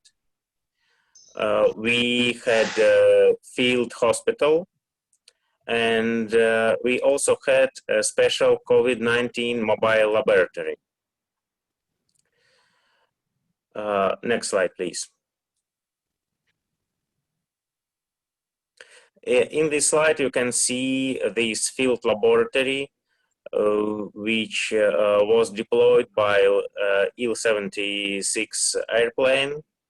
And this laboratory was sent to assist local community with PCR tests, and the capacity of this laboratory is 20 tests per day. Certainly, our first responders, our doctors and rescuers may also use this laboratory for themselves. Next slide, please.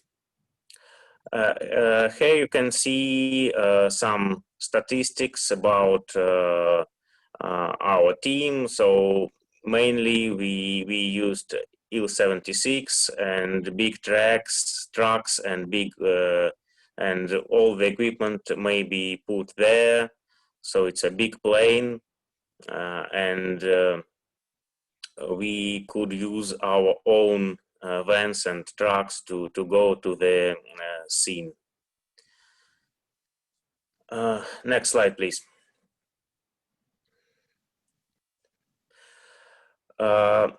So this is the work site, and you can see that we walked next to the grain elevator, which was partly destroyed, and which is located next to the epicenter of the blast.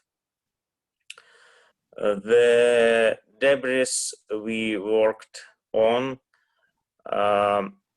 mostly they were the offices and the storehouses of the elevator. The debris were very, very dense, so there were almost no voids in it. So there were no chance for people to survive there. The debris were explored by canine specialists, by searching devices, and no one alive was found.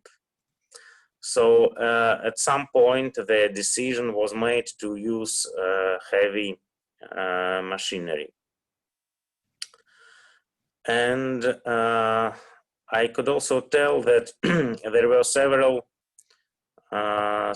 issues for providing such a rescue operation. First of all, the security situation was not very well.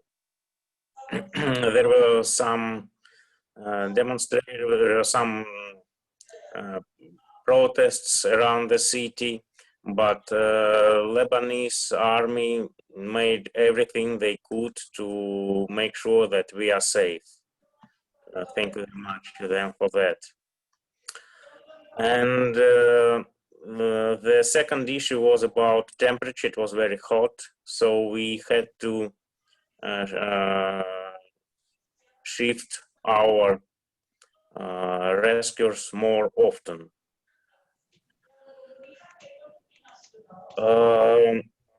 On top of that, you may see that some concrete constructions were hanging over the debris, and it was dangerous. So at some point we decided to dismantle those constructions, and with the help of Lebanese army, it was finally done with a big crane which dismantled those construction when it was enough room to place this crane within the work site.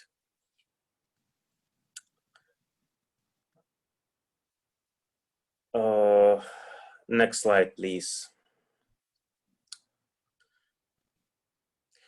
This is the base camp of our team and the truck of the COVID-19 laboratory. The base camp was secured by Lebanese army and located next to the city stadium.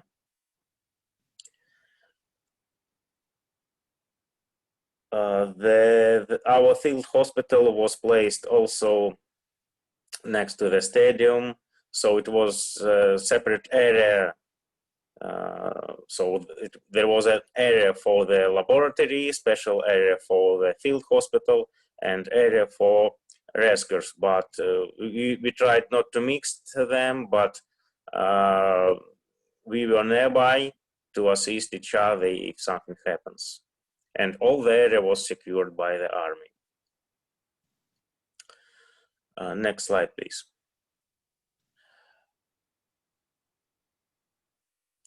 So in terms of COVID-19, several steps were done to prevent both the rescuers and local community.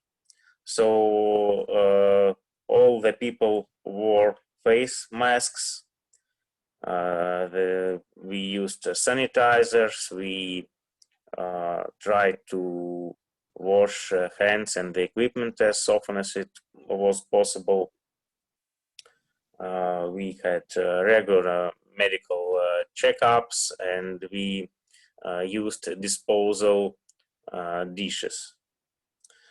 On top of that, there was a contingency plan. If someone got sick, we had a special tent to isolate those who may got sick, and we were ready to use our the capacities of our field hospital, which has a special reanimation room and oxygen and everything. And we were also ready to use our airplanes to evacuate those who may got sick. Next slide, please.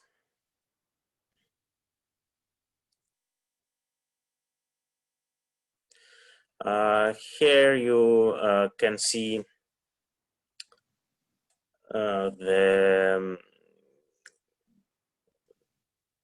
search and rescue operation itself, and those dangerous construction which was finally dismounted. I would also like to tell you about the hazmat situation which happened on the 12th of August. Yes, next slide, please. At that point, all the casualties were found. I mean, all the dead bodies were found. And at night, at early morning on the 12th of August, we found some containers with aluminum phosphide, which is pesticide it uses in agriculture, and it is a highly dangerous compound, and it is water reactive. So if it placed in open area, if the containers are damaged, it may erupt phosphine gas, which is also highly dangerous compound, and it is impossible to work without self-contained breathable apparatus and without controlling the situation. Some of the containers were damaged, and we saw some kind of eruption of those gases.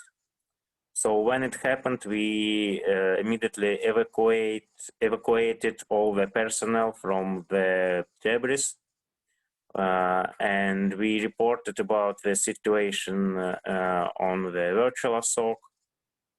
And after that, special CBRN unit of the Lebanese army picked up all the containers to the special barrel and controlled the situation. According to the rules, 2 or 3 days no one can come to the place where those gases erupted without self-contained breathable apparatus. And since all the dead bodies were found by the time, the operation was ceased. So all the workers of those elevators were found, and we had to pause the operation. So according to this experience gained, we would like to advise to pay more attention when someone is working on within the sites of agriculture, where some pesticides may be located, may be presented.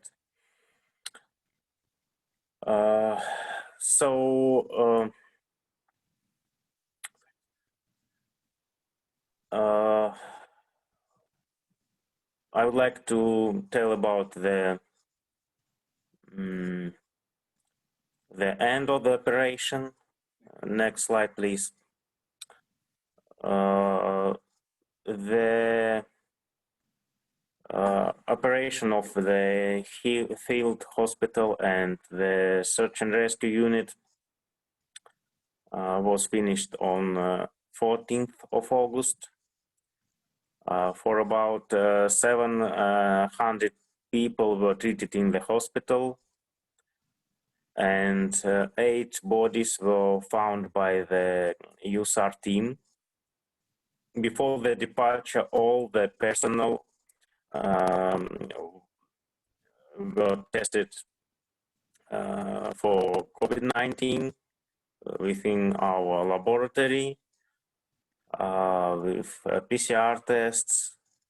Happily no one got sick, and we decontaminated the equipment, and we flew back to Moscow. That is basically it about the operation. Thank you for your attention. If you have any questions, we are ready to answer. Thank you. Thank you, Mr. Grozovsky. We have several questions. I would like to show it to you before we go to the last part where we have Haruka and Pak Wahyudi. Pak Bagus, are you still here with us? Pak Bagus. Pak Agus, I'm sorry, Pak Agus. Pak Agus, are you still here? Yeah, I'm still here. There are three questions, Pak, which I think will be useful for us to listen from you.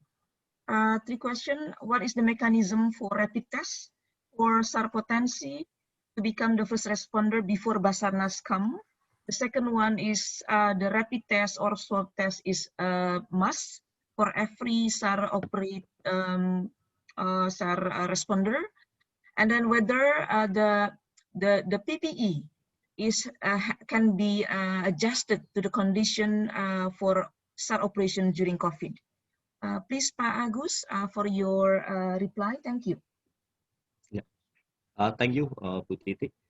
I would like to answer the question about how the mechanisms about rapid test supports from Basarnas for the volunteers involved or engaged in the search and rescue mission or operation.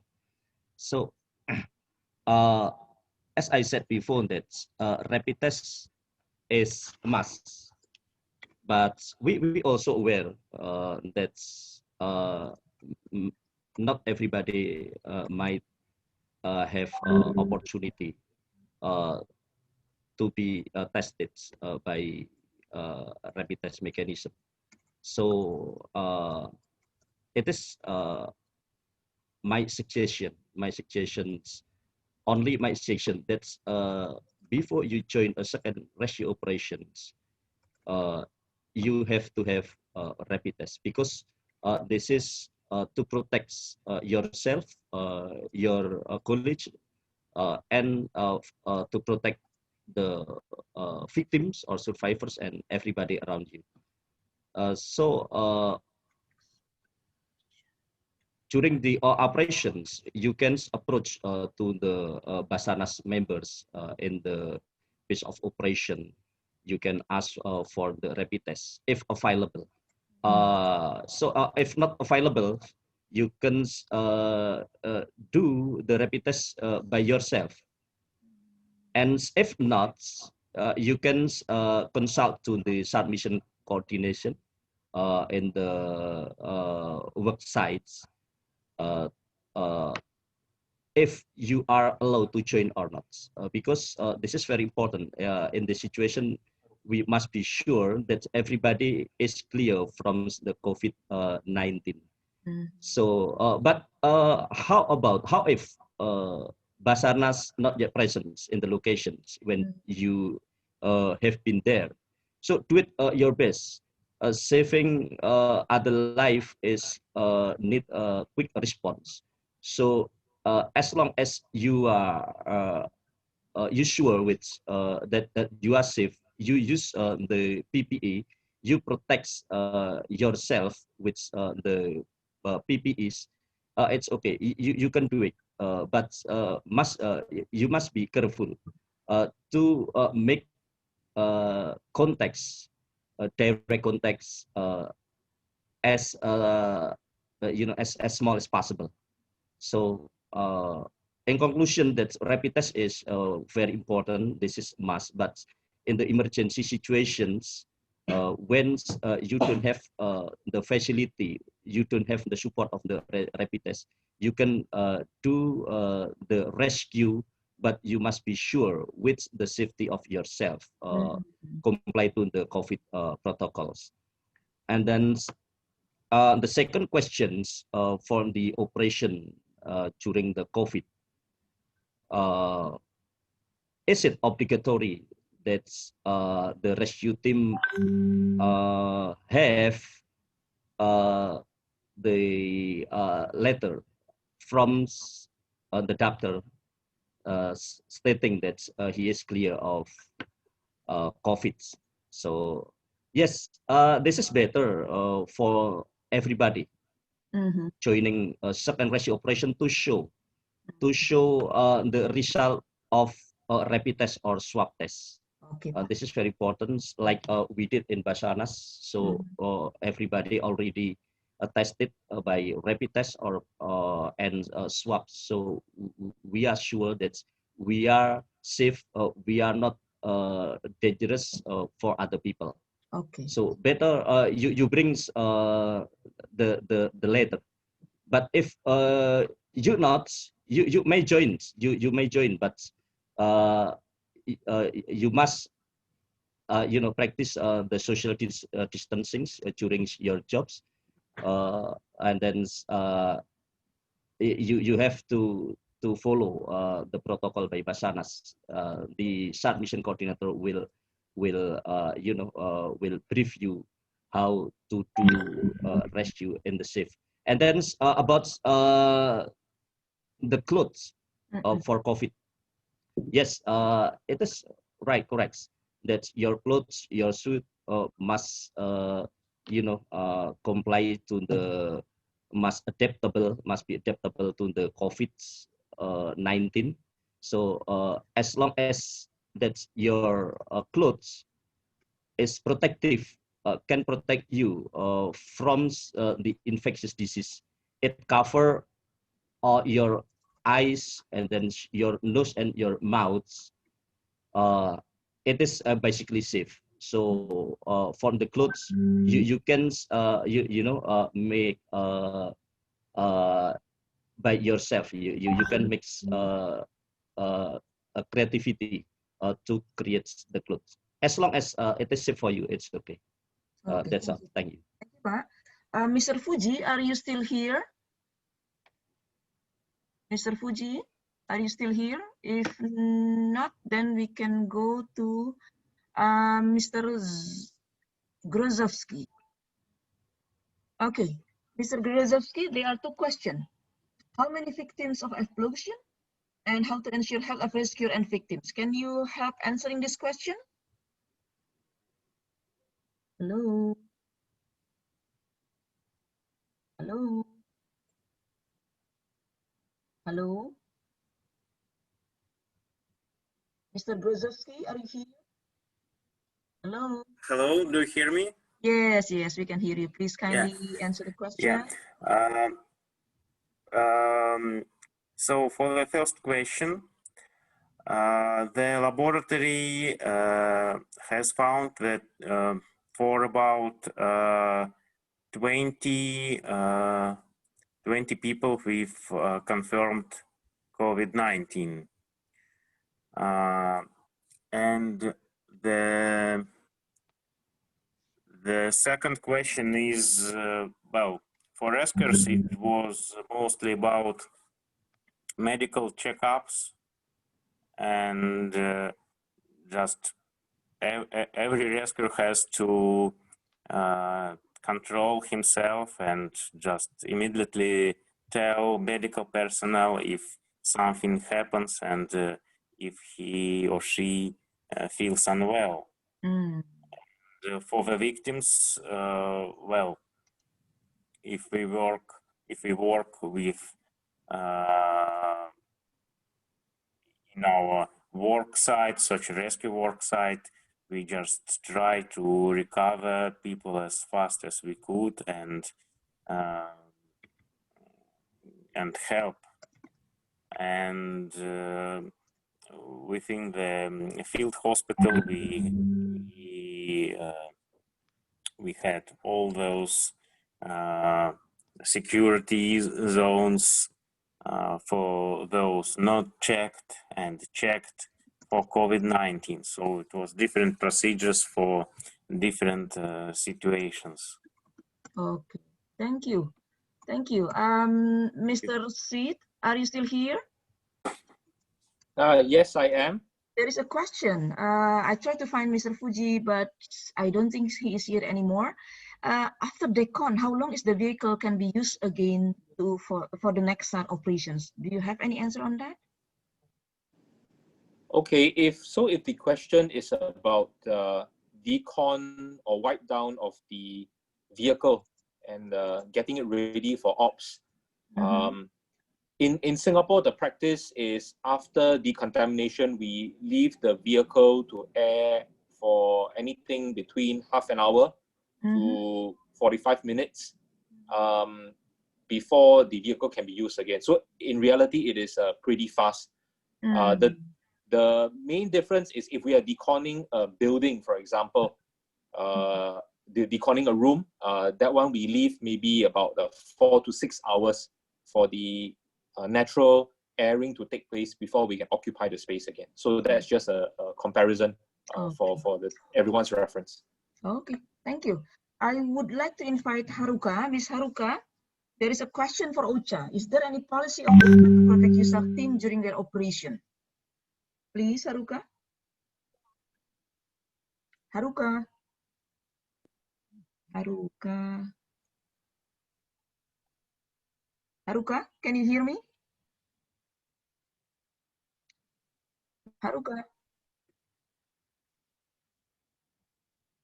Okay. Okay. That question I can save for the next session.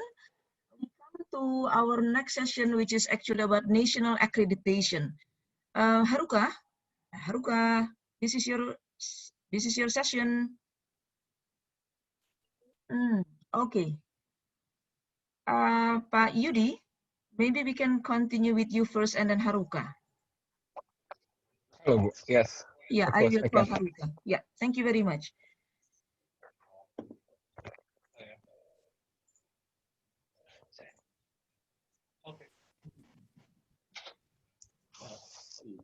Okay, thank you. Thank you, Bu Titi, honorable speakers and participants. Good afternoon to you all. In this occasion, on behalf of the National Accreditation Working Group representatives from Indonesia, would like to share the understanding on how to strengthening national capacity on user response in Indonesia. It should be my part is in the second one after Haruka, but since Haruka have technical issues, I hope it will not make confusion on this concept. Okay, next. Okay, I hope with this limited time, I can cover the following aspect of first, international response. Second one, the perspective on strengthening national capacity. Third one is national development. And the third one is the conclusion, or the last one. Next. I will begin my presentation with a common understanding of the need for international assistance for the affected countries. These figures adopted by Murphy, from Murphy to 2010. And as you may have been aware of, the rescue effort start immediately after disaster occur. Within minutes, first responder or local responder start the rescue effort, continue with national resources within hours. And international assistance will respond the day after. Need to note that international assistance will assist the affected country in disaster and humanitarian crisis when the response capacity of government in the affected country is overwhelmed. And based on the official request by the government of the affected country, this request can through the various channels, namely UN Resident Coordinator Office, OCHA Country Regional Office, bilaterally or other networks. The affected country also have the opinion, the affected country also has the option to request on what they needed most as required for disaster response. This understanding applies prior to the pandemic COVID-19. Maybe the pandemic has not affected all countries equally, but there is damage to health, wealth, and well-being has already enormous. Therefore, many countries or regions impose various restrictions such as quarantines, entry bans, or other restrictions for citizens or travelers to or from the most affected areas or country or regions in order to prevent the transmission and reduce the number of cases. Next, please. Okay, with that in mind, the situation makes country need to restart the system, as well as change the standard operating procedure or SOP, including the system to respond once the disaster occurs. Maybe there will be limitation from outside the community to assist. So that is why capacities from local community until national level need to strengthen. In reference with United Nations General Assembly Resolution 57, 150 identifies that each country has the responsibility first and foremost to take care of the victims of disaster and other emergency occurring on its territory. It has the primary role in the initiation, organization, coordination, and implementation of humanitarian assistance within its territory. Therefore, it is essential that countries develop a robust emergency management framework based on a national assessment of risk. As part of a national capacity building and strengthening, it is important for countries to develop a receiving mechanism that facilitates decision-making in identifying, requesting, and accepting of international assistance in a timely manner. This will augment the country's disaster management capacity by analyzing national risks and identify possible gaps. The mechanism would enhance the coordination effort of receiving and deploying international assistance at pre-identified location and identify priorities to report to the international community. Next slide, please. In this slide, I would like to highlight on some of the strategic objectives related to strengthening national user response capacity based on INSARAG strategic plans for the period 2021 until 2026. The strategic objective number one is about the quality standard. Strengthen global standard for high quality national and international response, but how to achieve this? First one is emphasize the importance of the United Nations General Assembly resolution on the strengthening the effectiveness and coordination of international urban search and rescue assistance, and continue to update, evaluate, and improve INSARAG methodology to be fit for purpose. 1.2, promote the adoption and implementation will translate the guidelines and incorporate into the national response framework. 1.3, participate in the INSARAG external classification or reclassification. 1.4, establish national user team accreditation system. And then we have the strategic objectives number 2 about the localization. Enhance frontline response, coordination by localizing INSARAG methodology and concept. 2.1 is about enhance efficiency and effectiveness frontline emergency, incorporate the user principle into national response framework. 2.2, promote capacity development at national and local level and strengthening community preparedness with implementing NIP or national accreditation process. The 2.3 is advocate for national and regional ownership of preparedness and coordination in line with the national priorities in situation where the global travel restrictions are enforced. Regional can provide bilateral support and guidance to disaster-prone countries. 2.4 is about the sharing expertise and good practices in national level. Support the collaboration through the meeting or exercise or through webinar like we did right now. Okay, next one, please. In this slide, I would like to highlight about the importance for the country to enhance or to strengthen rescue capability and overall capacity through interoperability among responders, system integration, have own technical language as a common standard in one national response framework. I would like to refer to Tagaref 2009. He mentioned about the capacity development is subject to regular monitoring, assessment of gap and risk, and coordinated decision-making and corrective measures. In line with Tagaref, my opinion or my perspective about the capacity building is a process of functioning, which carried out to enhance the quality based on its own modalities in order to achieve the goals. In this slide, I would like to show you the example of one Indonesia capital within its territory. Based on the level of vulnerability according to BNPB or INARIS data, the red color show a high level of vulnerability. Yellow is mean the medium level, and green color is a low level of vulnerability. In almost the red area or the most high level of vulnerability, Basarnas has SAR offices and or SAR posts. The placement of 43 SAR offices and 77 SAR posts in the Indonesia region are aims to respond disasters, aeronautical and maritime distresses domestically and render assistance to other countries in a timely manner. This task and responsibility also supported by more than 1,600 Basarnas rescuers. To strengthen its capacity, Basarnas has been actively involved in INSARAG activities and established Indonesia Search and Rescue Team, or we call it INASAR or INA1. This is very long journey before getting successful in AIC to become the classified medium urban search and rescue team in 2019. INASAR is made up of Basarnas officers, police officers, doctors, and also paramedics from the Ministry of Health. This team also supported by the Indonesia Armed Forces, Particularly Indonesia Air Forces, and can be deployed to render humanitarian assistance nationally and internationally. If we speak nationwide, Basarnas capacity is just only a few % of national capital.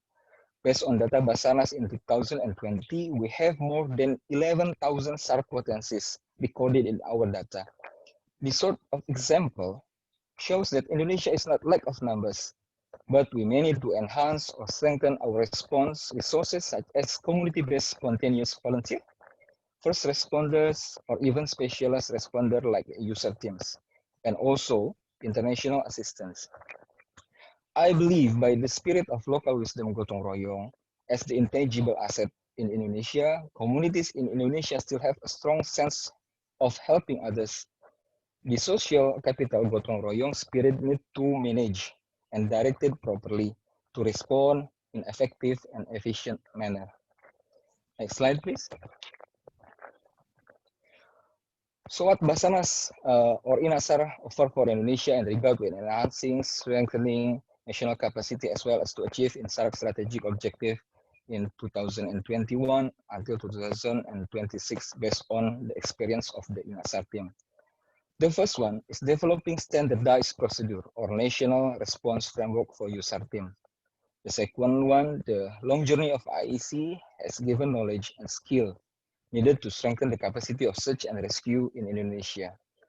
Nonetheless, to cope all the regions with the same standard as well as to support the INASAR team, Basarnas can adopt the concept of national accreditation process in the INSAR guidelines to enhance search and rescue capability for community-based spontaneous volunteer, first responder, or even specialized responder.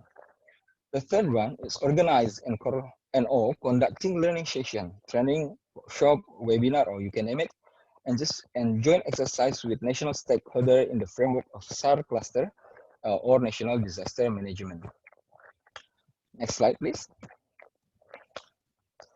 Last but not least, I'm going to sum up on my presentation in these 3 points.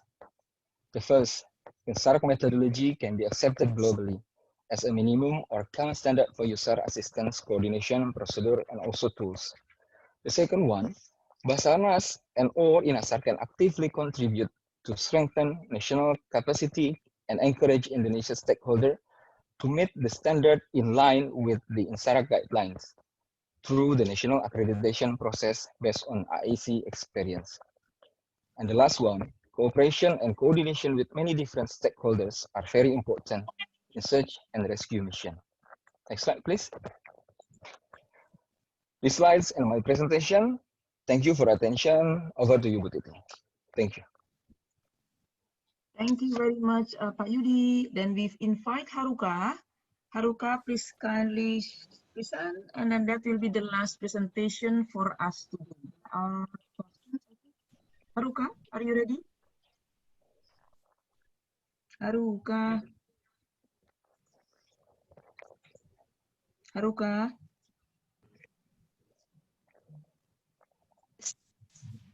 Haruka. Okay. Okay. Can you try to speak, Haruka? I cannot hear your voice. Oh, Haruka, we cannot hear your voice.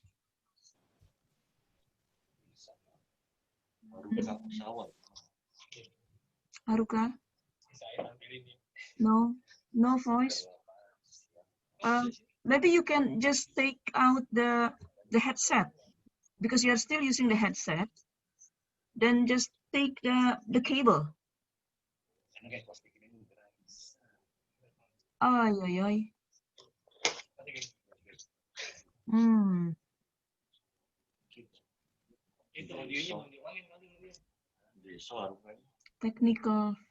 Technicalities. Okay, so she's trying to reconnect.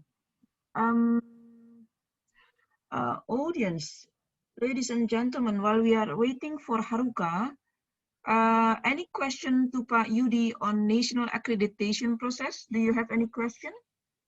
You can just raise your hand if you have question to Pak Yudi. Any question? Maybe I can start by asking Pak Yudi. The national accreditation, what is actually mean for SAR responder, Pak Yudi? Anything to be done by a SAR operator, for example, an NGO having a SAR team, any process or procedure for them to follow? Pak Yudi? Yes, Ibu. Yeah. I think Haruka already joined with us, but let me to answer your question first. Thank you, Bu Titi. My answer is, since in the field or in the site, we need to have one common understanding about how to operate or how the operation can comply with the standards. In framework of the national, the coverage of the national is very, very large. Indonesia have a large area and we have many resources. Since we have many resources and large of the area, we need to have one common standard which can put in place. I mean, Basarnas, SAR potencies, or other stakeholders can jointly and understand in one common standard. If I may say, it's a national response framework for Indonesia. It's not only about the SOP, but also can about the system. Like what we have in SARAC, we have a virtual OSOC, and also we have the INSARAC coordination and management system. It is a good example for Indonesia to adopt. So it can be easier for us to respond, can easier for us also to know how the complicated condition in the work site, and also can be a platform to us have the information. So there was no hoax information about the condition in the sites. That's all from me. Okay. Another question before we over to Haruka. The national accreditation, it is specialized for SAR potential or only for Basarnas? Yeah, it should be for Indonesia, Bu. Okay. If we talk about Indonesia, it's not about the Basarnas, but SAR potencies include national, government or non-government organization in Indonesia. Okay, okay. So I think you may say the humanitarian actors. Okay, so I think that can become one of the issue or topic that we can continue for the next SAR cluster discussion, ya Pak, virtually. Of course, Bu. Correct. Yeah. Thank you. Thank you, Pak Yudi. Thank you. I would like to invite Haruka. I hope you are okay now. Haruka, please come in. Yes, I hope my microphone is working now. Yes, it is. Yes, very good. Thank you. Thank you for the technology. Thank you. Please, the floor is yours. Yes, thank you. Nice to see you, Haruka. So I'll be short, and I would just would like to complement what Pak Yudi already presented. So I would like to give you the overall of national accreditation process and how INSARAG will be supporting the process. Could you show my presentation on the screen? Okay, tolong. Okay, thank you. You know, to start with, as you may know, that the INSARAG was established in 1991 to ensure the minimum standard and the common methodology among international user teams, so that during the user operations, there will be any gap and duplication of the work site, and also we can ensure the efficiency of the operation. It was developed from the lessons learned from 2 earthquakes, one in Mexico and another one in Armenia in 1985 and 1988. And eventually, as Pak Yudi already presented, this INSARAG guideline was also endorsed in the UN General Assembly resolution in 2002. Okay, next slide, please. Yes, so because INSARAG was developed to assure the efficiency during international operation, it's been focused on the methodology in the international field. But as you can see in this pyramid shows the user operational phase. Of course, the local responders, first responders play the biggest role because they are the first one who would start operation in the field, and then there will be national user teams coming in. And when the national capacity, well, if the situation overwhelms the national capacity, then there will be international teams coming in. So as you can see, the international response is only a tip of this pyramid. And but again, it is very important that in all these three phases and three rescue operational capacities, we share the common methodology and a common understanding so that we can ensure the efficient operation when different capacity would come into the field operations. And that is why INSARAG started INSARAG external classification, which is IEC, in 2005. And as you know, INASA was classified last year as a medium team. And later on, INSARAG started to focus on capacity development in the local rescue operations. So INSARAG developed a national accreditation process as well. Next slide, please. When we talk about the national accreditation process, it's about the user capacity development framework of national search and rescue organizations and responders. So this cycle is a capacity development cycle framework in INSARAG guidelines. And as you can see in the top, it's National Disaster Management Framework that should be implemented first. And according to the context of the country and hazard and measure risk of the country would develop necessary search and rescue capacity. And it could be first responders course or light user capacity or medium or heavy. It's very different depending on your needs. And then, of course, after developing this, all the capacity and the framework, it is important to review and keep improving the capacity through training and lessons learned from the field operations. And next slide, please. And latest INSARAG guidelines, we have the recommended national accreditation process, which starts with national framework development, like I explained earlier. It requires political and legal support because it has to be a country effort. And development of the national framework policy on search and rescue. And then there will be an accreditation body should be designed. And also all the relevant document and awareness has to be raised. And as Pak Yudi said, this framework should not be exclusive and open, so that it is better for all the search and rescue capacity in the country have the common understanding and share the common methodology. But at the same time, this process is also voluntary. It should not be forced. And then once the framework is developed and the framework and also a capacity is developed for the national search and rescue operations, and then team can send an application to INSARAG.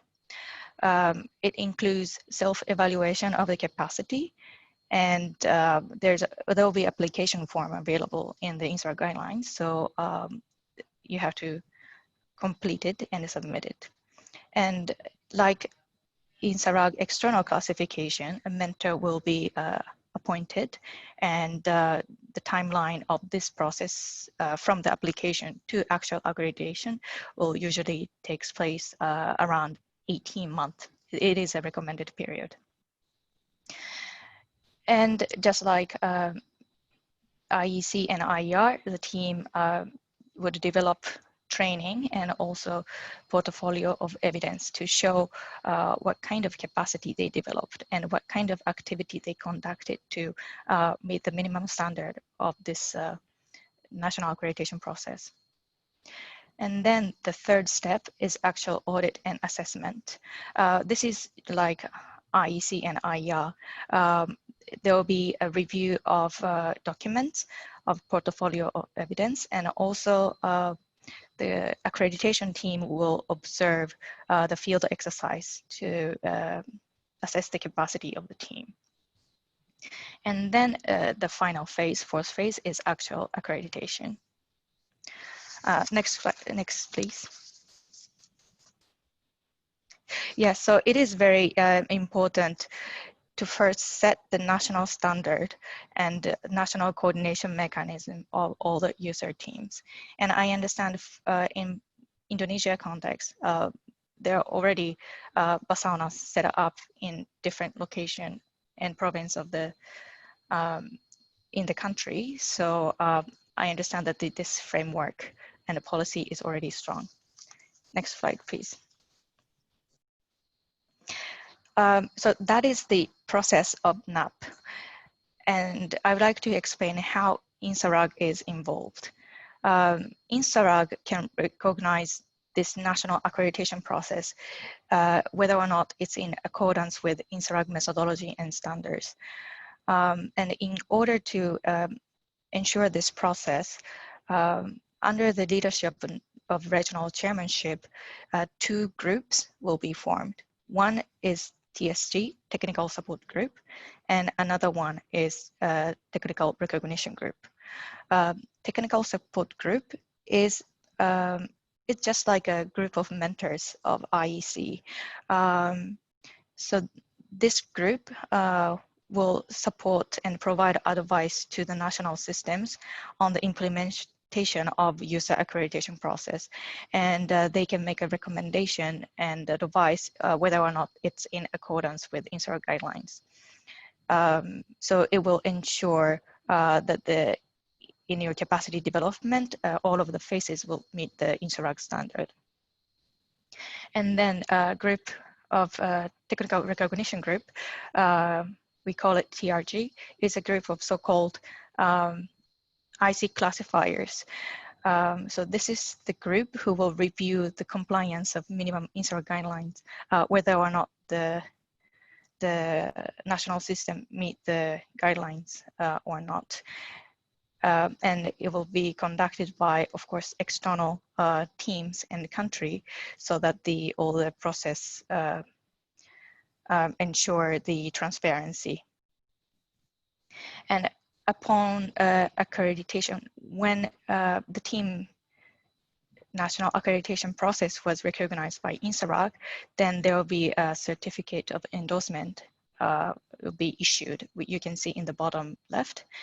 And also, all the national accredited team will receive a badge of national accreditation, like you can see on the bottom right.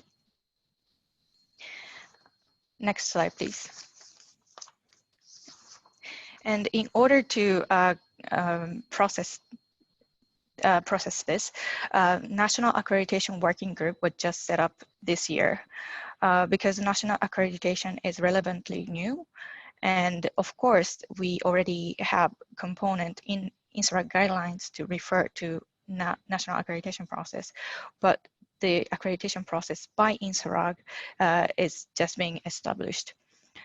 And this new working group was composed of 15 members, 5 members from each region, and from Asia Pacific, China, Singapore, Indonesia, Korea, and Pakistan send representatives.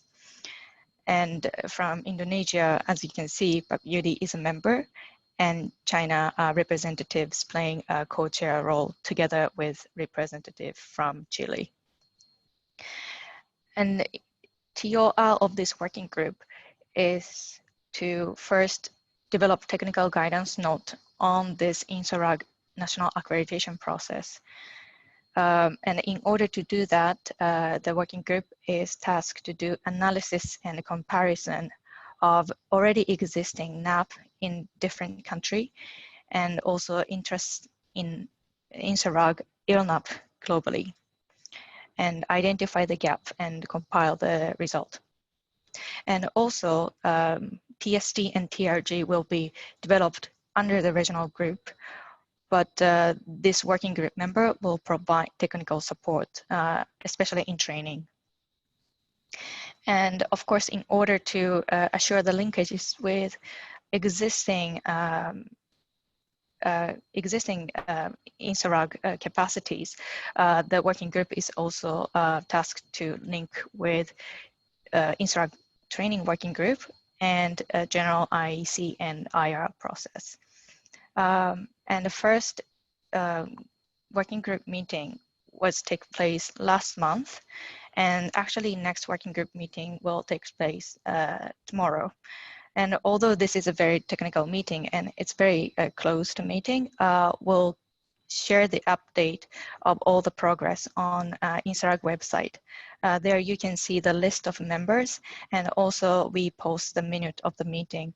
So if there's anyone interested in this process, you can check our INSARAG website. You can see the link in the bottom. Thank you very much. Okay. So this is our, yeah. Thank you, Haruka. Thank you very much. Pak Yudi, there are questions which Pak Setiawan Gerda has kindly replied, but I think it will be good for all of the participants to also understand. So I would like to share what we have. And then also one question or two questions for Haruka. So I would like to share what I took from the chat. The first one is the potential SAR who has already the training, having the ID card, but then expired. Pak Setiawan Gerda has kindly informed to connect with the Directorate of Bina Potensi Basarnas. And then also Yes, Pak Setiawan Gerda has also actually explained the purpose of the national accreditation. Anything to be added, Pak Yudi or Pak Setiawan Gerda? No, I just echoing Iwan as mentioned that it is about the potency. You can also contact directly to the directorate of the SAR potency. In case or in reason you have to extend your ID. And about the accreditation, national accreditation, what also mentioned by Pak Iwan.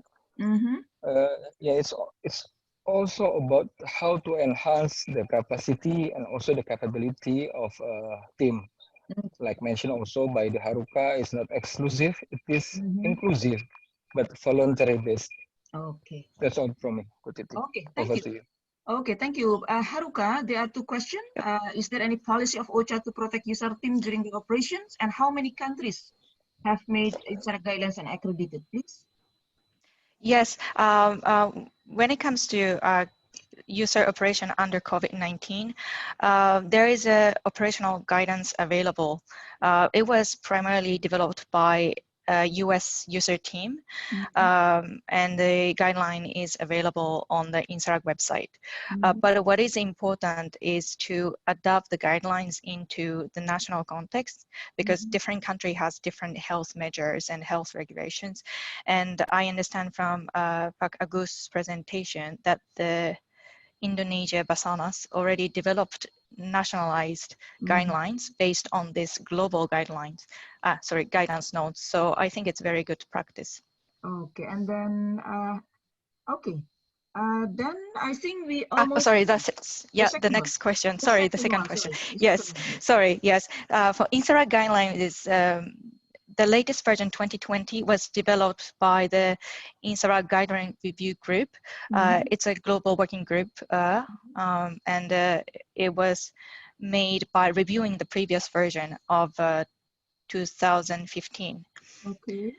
Yes, and then the national accredited team, of course, if there is a country that already have their system, now we are going to conduct a survey how many countries actually have this process as well. Yep. Okay. But for INSARAG, we just started this process. Okay, thank you. Thank you. We almost finished the the webinar, I think. Okay. And then we have to finish at 1 o'clock. To all the participants, if you want to have the presentation materials, Rifki just send you the link. Also the link for those who need the e-certificate that Basarnas and OCHA will prepare. With thanks to the speakers. And then also to speakers Pak Agus Haryono, Mr. Fuji, Mr. Daniel Smith, Mr. Oleg Grozovsky, and then also Mr. Wahyudi, Pak Yudi, and then Ms. Haruka Ezaki. I would like to close this first webinar with thank you to all of you, to all participants and to all speakers. I hope, we hope we can continue having this kind of discussion in future.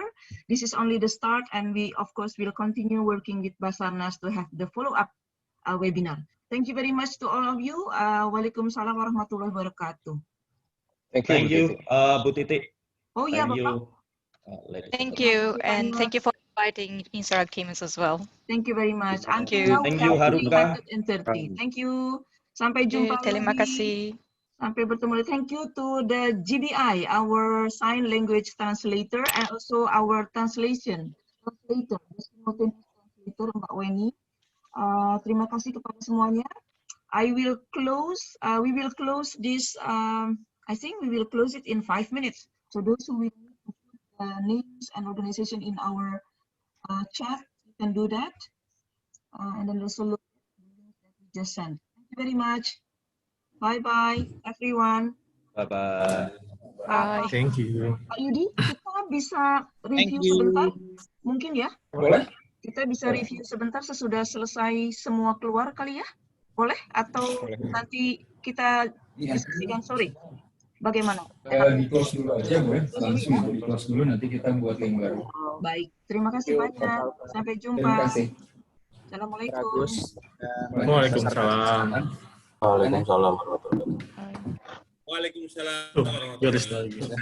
Terima kasih semuanya. Terima kasih.